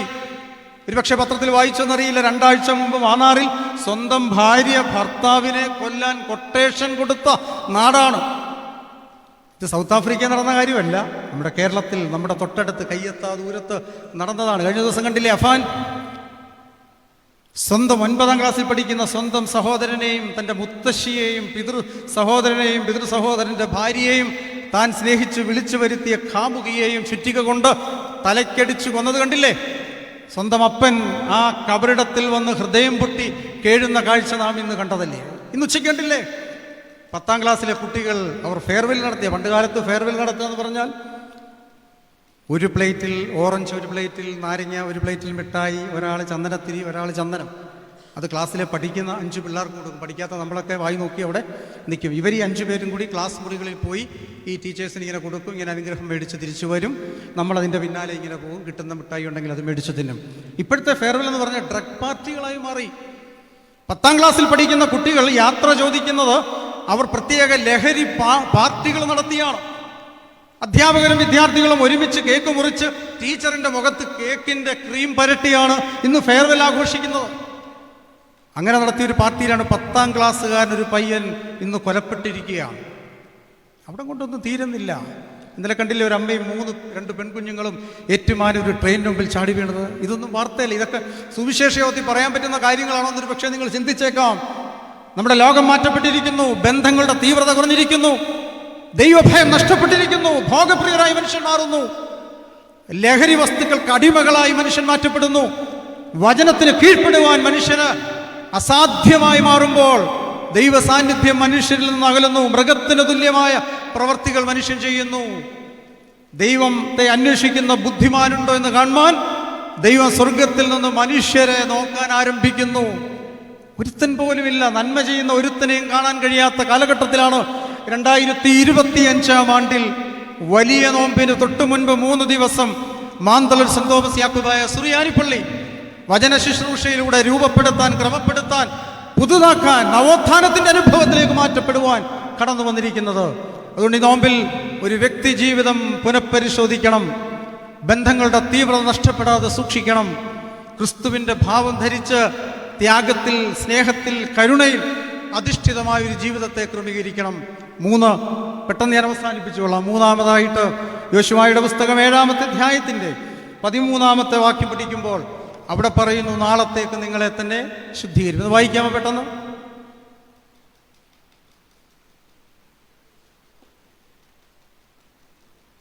പെട്ടെന്ന് വായിക്കണം. യോശുവ 7:13, 8:15.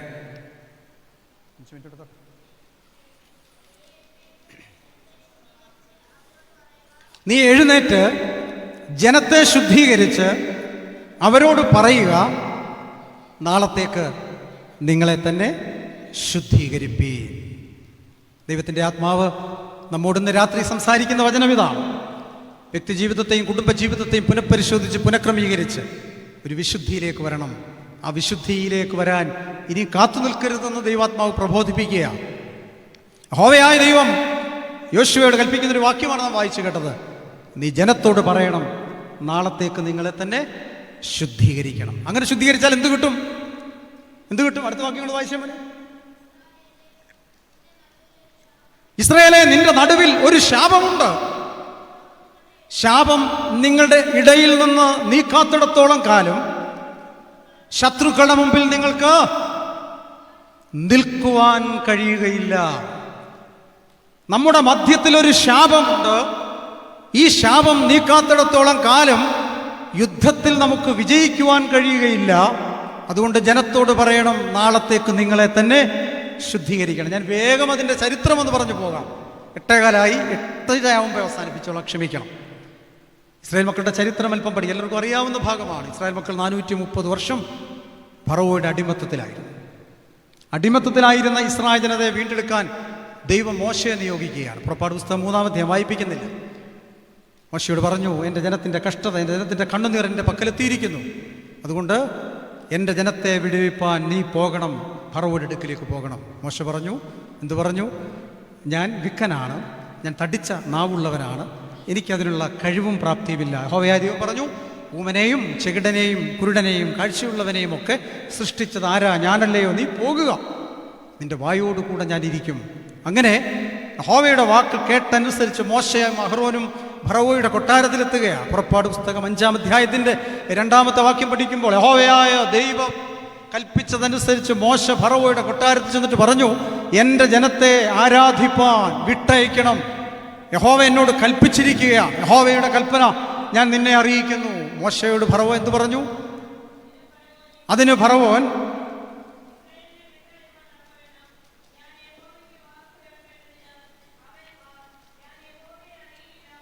ഞാൻ യഹോവയെ അറിയുന്നില്ല,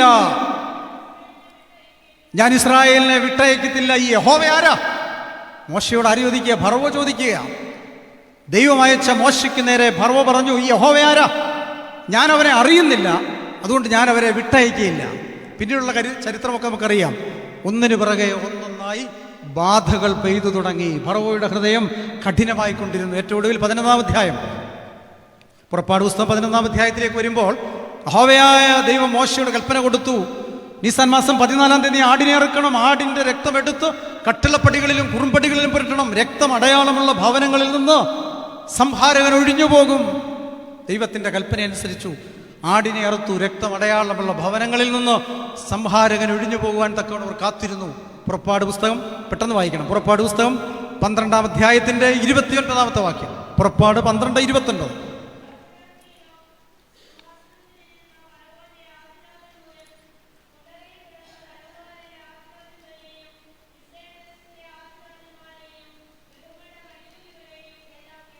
യഹോവ സംഹരിച്ചു. ഫറവോന്റെ കൊട്ടാരത്തിൽ നിന്ന് ഫറവോയുടെ ആദ്യജാതൻ മുതൽ കുണ്ടറയിൽ തടവിൽ കിടന്നവന്റെ ആദ്യജാതൻ വരെ മിസ്രൈമിലെ സകല കന്നുകാലികളുടെയും കടിഞ്ഞൂല് വരെ സംഹരിക്കപ്പെട്ടു. അടുത്ത വാക്യം.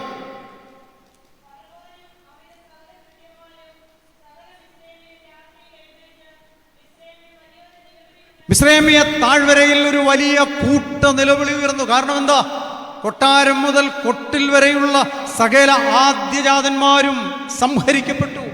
മിസ്രൈമി നിലവിൽ അയ്യോ എന്ന് പറഞ്ഞൊരു നിലവിളി ഉയർന്നു. എന്നാൽ രക്തമടയാളമുള്ള ഭവനങ്ങളിൽ നിന്ന് സംഹാരകൻ ഒഴിഞ്ഞു മാറിപ്പോയി. ഇസ്രായേൽ മക്കൾ തപ്പെടുത്ത് പാട്ടുപാടി പ്രാർത്ഥിച്ച് ദൈവത്തെ മഹത്വപ്പെടുത്തി. എന്താ അവർ പാടിയത്? എൻ സങ്കടങ്ങൾ സകലവും സംഹാരദൂതൻ കടന്നുപോയി.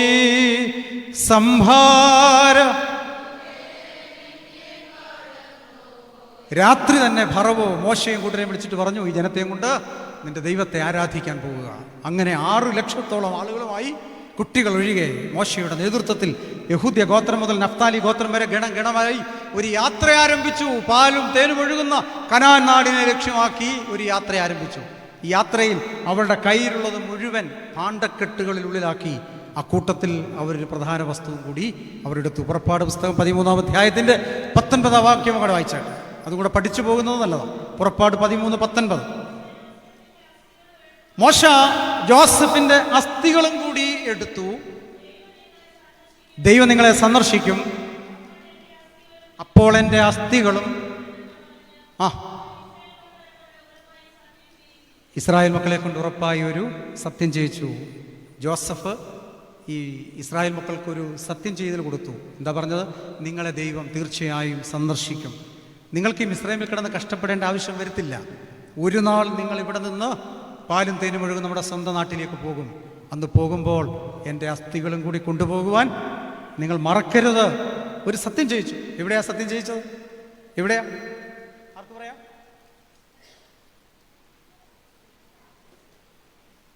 എവിടെ വെച്ച സത്യം ചെയ്യിച്ചത്?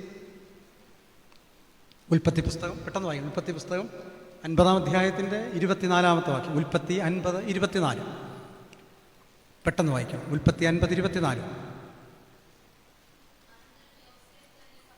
അനന്തരം യൗസേഫ് തൻ്റെ സഹോദരന്മാരോട്, ഞാൻ മരിക്കുന്നു, എന്നാൽ ദൈവം നിങ്ങളെ സന്ദർശിക്കും. ഈ ദേശത്ത് നിന്ന് അബ്രഹാമിനോടും ഇസഹാക്കിനോടും യാക്കോബിനോടും സത്യം ചെയ്ത ദേശത്തേക്ക് കൊണ്ടുപോകുമെന്ന് പറഞ്ഞു. ദൈവം നിങ്ങളെ സന്ദർശിക്കുമ്പോൾ നിങ്ങൾ എൻ്റെ അസ്ഥികളെയും ഇവിടെ നിന്ന് കൊണ്ടുപോകണമെന്ന് പറഞ്ഞു.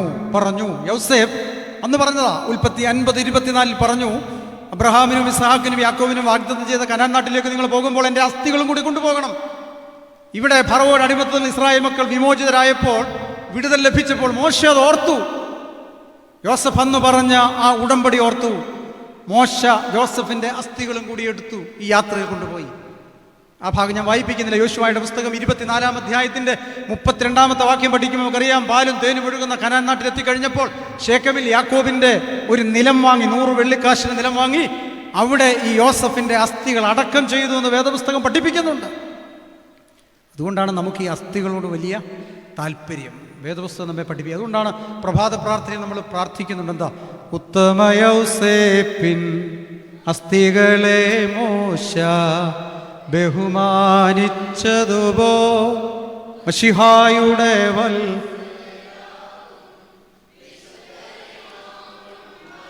അങ്ങനെ മോശ യൗസേപ്പിന്റെ അസ്ഥികളും എടുത്ത് കനാൻ നാട്ടിലേക്ക് യാത്ര തിരിച്ചു. പോകുന്ന വഴിയിൽ പിറുപിറുപ്പിൻ്റെയും പിന്മാറ്റത്തിൻ്റെയും നിഷേധത്തിൻ്റെയും മറുതലിപ്പിൻ്റെയും മത്സരത്തിൻ്റെയും ഒക്കെ യാത്രയാണ്.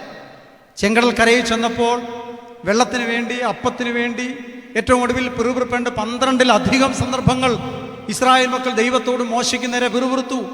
പലപ്പോഴും അവർ പറഞ്ഞു, ഇതിനും ഭേദം ഞങ്ങൾക്ക് മിസ്രൈമിൽ ഫറവോയുടെ അടിമത്തത്തിൽ കിടന്ന് മരിക്കുന്നതായിരുന്നു നല്ലത്. നീ എന്തിനാ ഞങ്ങളെ ഇങ്ങനെ മരിപ്പാൻ ഈ മരുഭൂമിയിലേക്ക് കൂട്ടിക്കൊണ്ടുവന്നത്? സംഖ്യാപുസ്തകത്തിലേക്ക് വരുമ്പോൾ ഈ പിറുപിറുപ്പ് അതിൻ്റെ മാക്സിമം മൂർധന്യത്തിലെത്തി. സംഖ്യാപുസ്തകം 11-ാം അധ്യായത്തിൻ്റെ 5-ാമത്തെ വാക്യം അതുകൂടെ ഒന്ന് വായിച്ചേ പെട്ടെന്ന്. സംഖ്യാപുസ്തകം 11:5. ഞങ്ങൾക്ക് തിന്നുവാൻ ഇറച്ചി ആര് തരും? ഞങ്ങൾ മിസ്രൈമിൽ വെച്ച് വില കൂടാതെ തിന്ന് മത്സ്യം, വെള്ളരിക്ക, മത്തങ്ങ, ഉള്ളി, ചുവന്നുള്ളി, ചിറ്റുള്ളി എന്നിവ ഞങ്ങൾ ഓർക്കുന്നു. ഓർത്ത് നോക്കിയേ, ഒരു പിന്തിരിപ്പനായിട്ട് മാറുകയാണ്. ഇവരെ കഷ്ടതയിൽ നിന്നും കണ്ണുനീരിൽ നിന്നും ദൈവം വിടുവിച്ച് കൂട്ടിക്കൊണ്ടുവരികയാണ്. മരുഭൂമിയിൽ വന്നു കഴിഞ്ഞപ്പോൾ അവർ പറയുക, ഞങ്ങൾ മിസ്രൈമിൽ വെച്ച് ഫറവോ ഞങ്ങൾക്ക് തന്ന മത്സ്യത്തിൻ്റെയും മത്തങ്ങായുടെയും വെള്ളരിക്കായുടെയും ചുവന്നുള്ളിയുടെയും ചിറ്റുള്ളിയുടെയും രുചി ഞങ്ങളുടെ നാവിലിരിക്കുന്നു. ഞങ്ങൾക്ക് തിന്നാൻ ഇറച്ചി ആര് തരും? എന്താ മോശ മറുപടി പറഞ്ഞത്? സംഖ്യാപുസ്തകം 11-ാം അധ്യായം 11-ാമത്തെ വാക്യം. പെട്ടെന്ന് വായിക്കണം. സംഖ്യ 11:11. നീ അടിയനെ വലച്ചതെന്തിന്? നിനക്കെന്നോട് കൃപ തോന്നാത്തത് എന്തുകൊണ്ട്? ഈ മുഴുവൻ ജനത്തിൻ്റെയും ഭാരം എൻ്റെ മേൽ വെച്ചത് എന്തിന്? മുല കുടിക്കുന്ന കുഞ്ഞിനെ ഒരു അമ്മ എടുത്തതുപോലെ ഇവരെ മുഴുവൻ ഞാൻ ഗർഭം ധരിച്ചുവോ? ഞാൻ ഈ ജനത്തെ മുഴുവൻ പ്രസവിച്ചുവോ? മതി യഹോവേ, മതി, എൻ്റെ പ്രാണനെ എടുക്കണം, എനിക്ക് മരിച്ചാൽ മതി. ആര് പറയുക? മോശ പറയുക, നേതാവ് പറയുക. പക്ഷേ യഹോവയായ ദൈവം മോശയെ വിളിച്ചിട്ട് പറഞ്ഞു, നീ ഭാരപ്പെടണ്ട, നീ സമാഗമന കൂടാരത്തിങ്കിലേക്ക് വരിക. എന്നിട്ട് അവിടെ പറയുന്നുണ്ട് 11-18 വാക്യം, അതേ അധ്യായത്തിൻ്റെ തന്നെ 18-ാമത്തെ വാക്യം.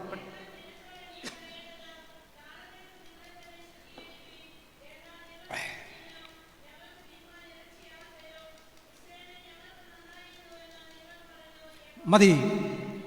മോശയുടെ യഹോവയായ ദൈവം പറയുകയാണ്, നിങ്ങളൊരു കാര്യം ചെയ്യണം, നിങ്ങൾക്ക് തിന്നാൻ ഇറച്ചിയല്ലേ വേണ്ടത്?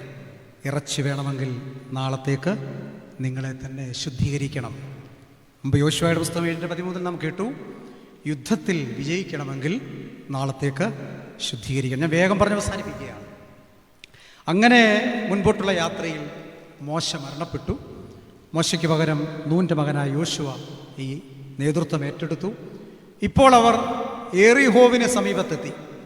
ഈ എറിഹോ പട്ടണവും ഹായി പട്ടണവും കൂടി കഴിഞ്ഞാൽ എവിടെ എത്തും? ഇപ്പം മാന്തൽ കവല കഴിഞ്ഞു, കുളനടയും കഴിഞ്ഞാൽ പിന്നെ നമ്മൾ പന്തളത്തെത്തും എന്ന് പറഞ്ഞതുപോലെ ഇപ്പോൾ എറിഹോവിലെത്തിയിരിക്കുകയാണ്. എറിഹോ പട്ടണം കൂടെ കഴിഞ്ഞ് പിടിച്ചെടുത്താൽ അടുത്ത ഹായി പട്ടണം കൂടെ പിടിച്ചെടുത്തു കഴിഞ്ഞാൽ അവരുടെ സ്വന്തം രാജ്യത്ത്, സ്വന്തം ദേശത്ത്, കനാൻ നാട്ടിലെത്തും. എന്നാൽ എറിഹോവിൻ്റെ മുമ്പിൽ വന്നപ്പോൾ വലിയ കോട്ടമതിലുകളാൽ ചുറ്റപ്പെട്ട എറിഹോ പിടിച്ചടക്കാൻ കഴിയില്ല എന്ന് അവർ ഊഹിച്ചു. യോശുവയുടെ പുസ്തകം പഠിക്കുമ്പോൾ നമുക്ക് കാണാൻ കഴിയും. അതിൻ്റെ 5, 6, 7 അധ്യായങ്ങൾ വീട്ടിൽ പോയി സ്വസ്ഥമായിട്ട് വായിക്കണം. വായിപ്പിക്കാൻ സമയമില്ലാത്തത് കൊണ്ടാണ്. എറിഹോ മതിലിൻ്റെ മുമ്പിൽ നിന്നുകൊണ്ട് ജനം നിലവിളിച്ച് യഹോവയായ ദൈവം യോശുവയോട് പറഞ്ഞു, നീ ഒരു ദിവസം ഒരു പ്രാവശ്യം വീതം 6 ദിവസം ഈ പട്ടണത്തിന് മതിലിനെ ചുറ്റണം. അങ്ങനെ 7-ാം ദിവസം 7 പ്രാവശ്യം പട്ടണത്തെ ചുറ്റുമ്പോൾ പുരോഹിതൻ കാഹളമൂതും, എറിഹോ മതിലുകൾ ഇടിഞ്ഞ് തകർന്ന് താഴെ വീഴും. യോശുവയുടെ പുസ്തകം 6-ാമത്തെ അധ്യായത്തിൻ്റെ 18-ാമത്തെ വാക്യം പെട്ടെന്ന് വായിച്ചു. യോശുവ 6:18.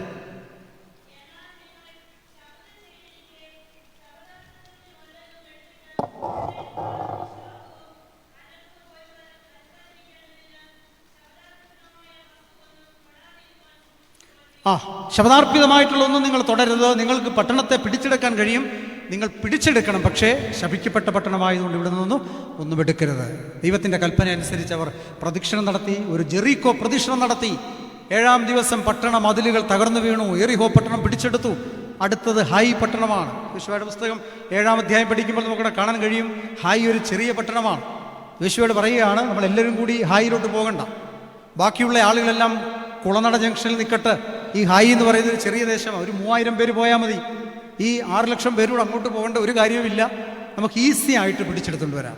അങ്ങനെ ഹായി പട്ടണം പിടിക്കാൻ പോയി. അല്പസമയം കഴിഞ്ഞപ്പോൾ എന്ത് സംഭവിക്കുന്നു? ഹായി രാജാവ് ഈ ഇസ്രായേൽ മക്കളെ തോൽപ്പിച്ചു. 36 ഇസ്രായേൽ ഭടന്മാർ കൊല്ലപ്പെട്ടു. തോറ്റു തുന്നം പാടി തിരികെ വന്ന ഇസ്രായേൽ മക്കളെ കണ്ട് യോശുവ നിലത്തു വീണു.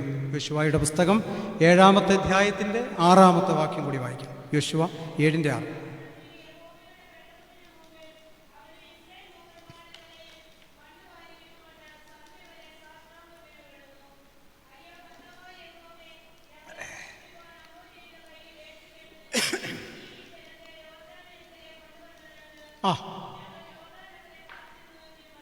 മതിയായിരുന്നു.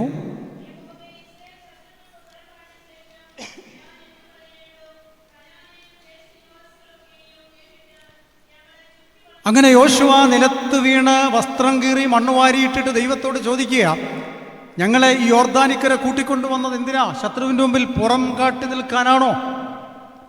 ഞങ്ങളിവിടെ തോൽക്കപ്പെട്ടിരിക്കുന്നു. ഈ ഹായി പട്ടണം കൂടി പിടിച്ചെടുത്തു കഴിഞ്ഞാൽ കനാൻ നാട്ടിൽ എത്താമായിരുന്നു. ഒരു വലിയ പരാജയം ഇവിടെ സംഭവിച്ചിരിക്കുന്നു എന്ന് പറഞ്ഞ് യോശുവ ദൈവസന്നിധിയിൽ നിലവിളിക്കാൻ ആരംഭിച്ചു. യോശുവയുടെ പുസ്തകം 7-ാമത്തെ അധ്യായത്തിൻ്റെ 10-ാമത്തെ വാക്യം ഒന്ന് വായിച്ചേ. യോശുവ 7:10. യഹോവയായ ദൈവം അതുകൊണ്ട് യോശുവയ്ക്ക് മറുപടി കൊടുക്കുകയാണ്, നീ എഴുന്നേൽക്കുക, നീ ഇങ്ങനെ സാഷ്ടാംഗം വീണ് കരഞ്ഞിട്ട് ഒരു കാര്യവുമില്ല. ഇസ്രായേൽ പാപം ചെയ്തിരിക്കുന്നു. ഞാൻ അവരോട് കൽപ്പിച്ചിട്ടുള്ള എൻ്റെ വചനങ്ങളെ അവർ ലംഘിച്ചിരിക്കുന്നു.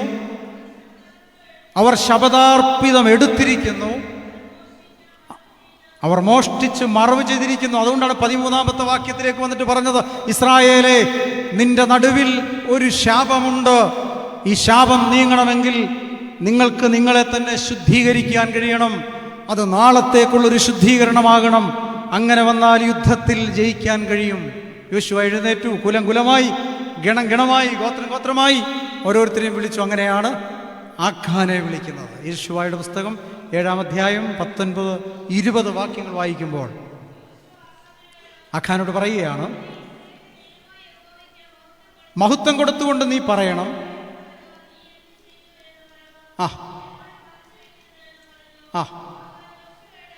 ആഖാൻ യോശുവയോടെ നിർത്തി വായിക്കണം. എന്തായാലും 5 മിനിറ്റോട് എടുക്കും. ഞാൻ ഇസ്രായേലിൻ്റെ ദൈവമായ യഹോവയോട് പിഴച്ചു. ഇന്നതെന്നാണോ ഇന്നത് ഒരു കണ്ടിന്യൂസ് പ്രോസസ് അവിടെ പറയുന്നു. ഇന്നതല്ല ചെയ്തത്, ഒരു കാര്യമല്ല ചെയ്തത്, ഇന്നത് ചെയ്തു. എന്തൊക്കെയാ? ഞാൻ കൊള്ളയുടെ കൂട്ടത്തിൽ ഒരു വിശേഷമായ ബാബിലോണ്യ മേലങ്കി എടുത്തു, 200 ശേക്കൽ വെള്ളിയെടുത്തു, 50 ശേക്കൽ പൊന്നിൻ്റെ ഒരു കട്ടയെടുത്തു. അവ എൻ്റെ കൂടാരത്തിൽ കൊണ്ടുപോയി ഞാൻ ഒളിപ്പിച്ചു വെച്ചു. ആഖാൻ ഏറ്റുപറയുകയാണ്, ഞാൻ ശപഥാർപ്പിതം എടുക്കരുതെന്ന് ദൈവകൽപ്പന ലംഘിച്ചിട്ട് കണ്ടത് ഇഷ്ടപ്പെട്ടു, അതെനിക്ക് ഹിതമാണെന്ന് തോന്നി, ഞാൻ എൻ്റെ കൂടാരത്തിനുള്ളിൽ ഒളിപ്പിച്ചു വെച്ചു. ആഖാൻ യോശുവയോട് ഏറ്റു പറഞ്ഞു. എന്താ സംഭവിച്ചത്? ദൈവത്തിൻ്റെ കൽപ്പന ലംഘിച്ചു, പാപം ചെയ്തു. ശാപം അവരുടെ നടുവിൽ നിന്നു.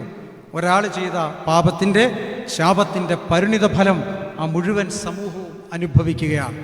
ഞാൻ വേഗത്തിൽ അവസാനിപ്പിക്കുകയാണ്. നമ്മുടെ ക്രൈസ്തവ ജീവിതത്തിലേക്ക് നമുക്ക് തിരിച്ചു വരാം.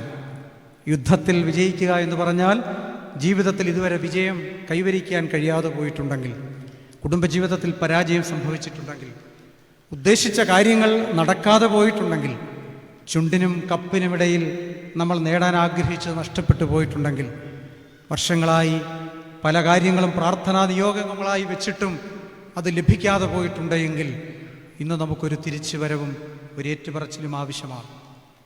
കോപിച്ചിട്ടുണ്ടെങ്കിൽ, മോഹിച്ചിട്ടുണ്ടെങ്കിൽ, കൊതിച്ചിട്ടുണ്ടെങ്കിൽ, അസൂയപ്പെട്ടിട്ടുണ്ടെങ്കിൽ, ഏഷണി പറഞ്ഞിട്ടുണ്ടെങ്കിൽ, അഹംഭാവത്തോടെ സംസാരിച്ചിട്ടുണ്ടെങ്കിൽ, അലംഭാവത്തോടെ അലക്ഷ്യമായി ഇരുന്നിട്ടുണ്ടെങ്കിൽ, ദ്വന്ദ്വ ഭക്ഷമായി ഇരുന്നിട്ടുണ്ടെങ്കിൽ, അമിത ഭാഷണത്തിൽ ഏർപ്പെട്ടിട്ടുണ്ടെങ്കിൽ, വ്യർത്ഥ സംസാരത്തിൽ ഇടപെട്ടിട്ടുണ്ടെങ്കിൽ, എൻ്റെ വാക്കോ എൻ്റെ പ്രവൃത്തിയോ മറ്റൊരാളെ വേദനിപ്പിച്ചിട്ടുണ്ടെങ്കിൽ, മുറിവേൽപ്പിച്ചിട്ടുണ്ടെങ്കിൽ, ചെടി മോഷ്ടിച്ചിട്ടുണ്ടെങ്കിൽ, ഏതെങ്കിലും ഒരു വീട്ടിൽ ചെല്ലുമ്പോൾ അവിടുത്തെ പൂ കണ്ടാൽ അത് പറിച്ച് ബാഗിനകത്തിൽ സൂക്ഷിച്ച് വെച്ചിട്ടുണ്ടെങ്കിൽ, ഗവൺമെൻറ് ഉദ്യോഗസ്ഥരായ നേഴ്സുമാർ ഹോസ്പിറ്റലിൽ വെക്കേണ്ട ഡെറ്റോളും പാരസെറ്റാമോളും പഞ്ഞിയും ഒക്കെ വീട്ടിലിരിക്കട്ടെന്ന് പറഞ്ഞ് വീട്ടിൽ കൊണ്ടുവച്ചിട്ടുണ്ടെങ്കിൽ, ബസ്സിൽ കയറിയാൽ ടിക്കറ്റ് എടുക്കാതെ യാത്ര ചെയ്തിട്ടുണ്ടെങ്കിൽ, ഇലക്ട്രിസിറ്റി മീറ്ററിൽ കൃത്രിമം കാട്ടിയിട്ടുണ്ടെങ്കിൽ, കണക്ക് തെറ്റിച്ചിട്ടുണ്ടെങ്കിൽ, കണക്കിൽ അബദ്ധം ചെയ്തു പോയിട്ടുണ്ടെങ്കിൽ, ദൈവസന്നിധിയിൽ ഒരു ഏറ്റുപറച്ചിൽ ആവശ്യമാണ്. ദേവാലയത്തോടുള്ള വിശുദ്ധി നമുക്ക് നഷ്ടപ്പെട്ടു പോയിട്ടുണ്ടെങ്കിൽ, പള്ളിയിൽ ആരാധന തുടങ്ങിയിട്ടും വരാതെ ഇരുന്നിട്ടുണ്ടെങ്കിൽ, കുർബാന കഴിഞ്ഞിട്ടും പള്ളിയിൽ വരാതെ പള്ളിയുടെ മുറ്റത്ത് നിന്നിട്ടുണ്ടെങ്കിൽ, അലക്ഷ്യമായി ദേവാലയത്തിനുള്ളിൽ ഇരുന്നിട്ടുണ്ടെങ്കിൽ, ചടഞ്ഞുകൂടി എവിടെയെങ്കിലും പോയിരുന്നിട്ടുണ്ടെങ്കിൽ, തുപതേൻ്റെ സമയത്ത് പള്ളി ഓഫീസിൽ പോയിരുന്ന് വർത്തമാനം പറഞ്ഞിട്ടുണ്ടെങ്കിൽ, തെങ്ങിൻ്റെ ചവിട്ടി പോയിരുന്ന് ബീഡി വലിച്ചിട്ടുണ്ടെങ്കിൽ, പള്ളിക്കകത്തിരുന്ന് പിള്ളേർക്ക് ബിസ്ക്കറ്റും പാലും വായിൽ വെച്ച് കൊടുത്തിട്ടുണ്ടെങ്കിൽ, പള്ളിയുടെ വിശുദ്ധി നഷ്ടപ്പെടുത്തിയിട്ടുണ്ടെങ്കിൽ, സമാപനത്തിന് മുൻപ് ഇറങ്ങിപ്പോയിട്ടുണ്ടെങ്കിൽ, പള്ളിയെയും പട്ടക്കാരെയും കുറ്റം പറഞ്ഞിട്ടുണ്ടെങ്കിൽ, ജീവിതത്തിൽ ഒരു ഏറ്റുപറച്ചിൽ ആവശ്യമാണ്. പല കാര്യങ്ങളും നമുക്ക് തടസ്സപ്പെട്ടു നിൽക്കുന്നുവെങ്കിൽ, ദൈവത്തിൻ്റെ ആത്മാവ് ഇന്ന് നമ്മെ ഓർമ്മിപ്പിക്കുന്നു, നിങ്ങളുടെ ഇടയിലൊരു ശാപമുണ്ട്, നിങ്ങളുടെ ഇടയിലൊരു പാപമുണ്ട്. ഈ ശാപം നീങ്ങി ഈ പാപം മോചിച്ച് ശുദ്ധീകരണത്തിലേക്ക് വരണം. ശുദ്ധീകരിക്കുന്നത് എങ്ങനെയാണെന്ന് ചോദിച്ചാൽ, തിരുവചനത്തിൽ തിരുരക്തത്താൽ, തിരുശരീരക്തങ്ങളുടെ സംബന്ധത്താൽ, ശുദ്ധ കുർബാനയുടെ അനുഭവത്താൽ ഈ വിശുദ്ധീകരണത്തെ പ്രാപ്യമാക്കാൻ നമുക്ക് കഴിയും. പുരാണത്തിലൊരു ശ്ലോകമുണ്ട്, അത്യന്തോ മലിനോ ദേഹോദേഹി ച അത്യന്ത ഉഭയോരന്തരാം ജ്ഞാത്വ കസ്യ ശൗചം വിധീയതോ. ഈശ്വര സൃഷ്ടിയായ, ദൈവ സൃഷ്ടിയായ മനുഷ്യൻ്റെ ശരീരവും മനസ്സും വിശുദ്ധീകരിക്കുവാൻ അവൻ എങ്ങനെ കഴിയുമെന്ന് പറഞ്ഞാൽ, വിശുദ്ധ വചനത്തിലൂടെ, ആരാധനയുടെ അനുഭവത്തിലൂടെ, ബലിപീഠത്തിൻ്റെ സാമീപ്യത്തിലൂടെ, പ്രാർത്ഥനയുടെ വിശുദ്ധിയിലൂടെ, തിരുവചന പ്രഘോഷണത്തിലൂടെ ഒരു രൂപാന്തരം വരുത്തുവാൻ നമുക്ക് കഴിയും. ആഖാൻ ഏറ്റു പറഞ്ഞു, ഞാൻ ഇന്നത് ചെയ്തു, ഞാൻ പിഴ ചെയ്തു പോയി, എൻ്റെ പിഴയാണ്. അതുകൊണ്ടാണ് സുറിയാനി സഭയുടെ പിതാക്കന്മാർ നമുക്ക് പ്രാർത്ഥന തന്നിട്ടുണ്ട്. എൻ്റെ പിഴ, എൻ്റെ വലിയ പിഴ, എൻ്റെ കുറവുകൾ അനുഗ്രഹത്തിന് തടസ്സമായിട്ടുണ്ടെങ്കിൽ, എൻ്റെ വ്യക്തി ജീവിതത്തിലെ കുറവുകൾ സഭയുടെ പ്രവർത്തനങ്ങളിൽ തടസ്സമായിട്ടുണ്ടെങ്കിൽ, സഭയ്ക്കുണ്ടായിരിക്കുന്ന പ്രതിസന്ധികളിൽ ഞാനൊരു കാരണക്കാരനായി തീർന്നിട്ടുണ്ടെങ്കിൽ, എൻ്റെ ഇടവകയുടെ ആധ്യാത്മിക വളർച്ചയിൽ ഞാനൊരു തടസ്സമായി നിന്നിട്ടുണ്ടെങ്കിൽ, എൻ്റെ കുടുംബജീവിതത്തിലെ വളർച്ചയ്ക്ക്, അനുഗ്രഹത്തിന് ഞാനൊരു തടസ്സമായിട്ടുണ്ടെങ്കിൽ, ഇന്നൊരു ഏറ്റുപറച്ചിൽ ആവശ്യമാണ്, ഇന്നൊരു സത്യകുംഭസാരം ആവശ്യമാണ്. ശുദ്ധ കുർബാനയിലൂടെ പാപബോധത്തോടെ, പ്രായശ്ചിത്തത്തോടെ, അനുതാപത്തോടെ അനുഭവയോഗ്യമായ ഈ വിശുദ്ധ ശരീരരക്തങ്ങൾ അനുഭവിച്ച് വിശുദ്ധിയിൽ വളരാൻ നമുക്ക് സാധ്യമാകണം. വ്യക്തിജീവിതം രൂപാന്തരപ്പെടണം, സാമൂഹിക ജീവിതം പ്രബുദ്ധമാകണം, കുടുംബജീവിതം ധന്യമാകണം, ആധ്യാത്മിക ജീവിതം വിശുദ്ധമായി തീരട്ടെ. മാന്തള സെന്റ് തോമസ് യാക്കോബായ സുറിയാനി പള്ളിയുടെ വലിയ നോമ്പിന് മുന്നോടിയായുള്ള ഈ തിരുവചന പ്രഘോഷണ ദിവസങ്ങൾ നമ്മുടെ ജീവിതത്തിൽ ഒരു മാറ്റത്തിന് മുഖാന്തരമാകട്ടെ, രൂപാന്തരത്തിന് മുഖാന്തരമാകട്ടെ, പുതുക്കത്തിൻ്റെ, നന്മയുടെ, നവോത്ഥാനത്തിൻ്റെ വളർച്ചയ്ക്ക് ഈ ശുശ്രൂഷ ഇടയാകട്ടെ എന്ന് പ്രാർത്ഥിച്ച്, ഇടവക നൽകിയ സ്നേഹത്തിന്, ആദരവിന്, ഉപചാരത്തിന്, എല്ലാവിധമായ മംഗളങ്ങൾക്കും ഹൃദയത്തിൻ്റെ ഭാഷയിൽ നന്ദി രേഖപ്പെടുത്തിക്കൊണ്ട്, ഞാനേറെ സ്നേഹിക്കുന്ന ബഹുമാനപ്പെട്ട കോശി ബാബു അച്ഛൻ, സഭയുടെ ഭദ്രാസനത്തിലെ യുവവൈദികരിലൊരാളാണ്. അദ്ദേഹത്തിൻ്റെ ആധ്യാത്മിക നേതൃത്വം, ബഹുമാനപ്പെട്ട പോളി വർഗീസ് അച്ഛൻ, ഞങ്ങൾ കോട്ടയത്ത് CMS കോളേജിൽ പഠനകാലയിൽ ഒരേ കാലഘട്ടത്തിലുണ്ടായിരുന്നവരാണ്. പുണ്യശ്ലോകനായ കൂറിലോസ് തിരുമേനിയാണ് പോളി വർഗീസ് അച്ഛന് ഷമാശപ്പട്ടം കൊടുത്തത്. എനിക്ക് തോന്നുന്നത് അവസാന കാലഘട്ടത്തിലെ പട്ടം കൂടെയായിരുന്നു. ആ സമയം മുതലുള്ള ബന്ധമാണ്. ബഹുമാനപ്പെട്ട കോശിയച്ഛനുമായിട്ടും ആ ബന്ധം ഇന്നും നിലനിൽക്കുന്നു. അദ്ദേഹത്തിൻ്റെ ഇവരുടെ രണ്ടുപേരുടെയും ആത്മീക നേതൃത്വം ഈ ഇടവകയ്ക്ക് വരും കാലങ്ങളിൽ വലിയ വളർച്ചയ്ക്ക് മുഖാന്തരമാകട്ടെ എന്ന് പ്രാർത്ഥിച്ച് പ്രിയപ്പെട്ട ശമാശനെയും ദൈവസന്നദ്ധിയിൽ സമർപ്പിച്ച് സഭയുടെ മുൻപോട്ടുള്ള ശുശ്രൂഷയിൽ ദൈവഹിതപ്രകാരം ദൈവികമായ അനവരതമായ അനുഗ്രഹങ്ങൾ അദ്ദേഹത്തിനും ലഭിക്കട്ടെ എന്ന് പ്രാർത്ഥിച്ച് ഇടവക ഭാരവാഹികൾ, ട്രസ്റ്റി, സെക്രട്ടറി, മാനേജിംഗ് കമ്മിറ്റി അംഗങ്ങൾ, ആധ്യാത്മിക പ്രസ്ഥാനം പ്രവർത്തകർ, പ്രത്യേകിച്ച് സഭാ മാനേജിംഗ് കമ്മിറ്റി അംഗം, ഇടവകയെ ഭദ്രാസനത്തെ പ്രതിനിധീകരിച്ചുള്ള മാനേജിംഗ് കമ്മിറ്റി അംഗം എല്ലാവരോടുമുള്ള സ്നേഹവും നന്ദിയും അറിയിച്ച് വാക്കുകളെ നിർത്തുന്നു. ദൈവം നമ്മെ അനുഗ്രഹിക്കും.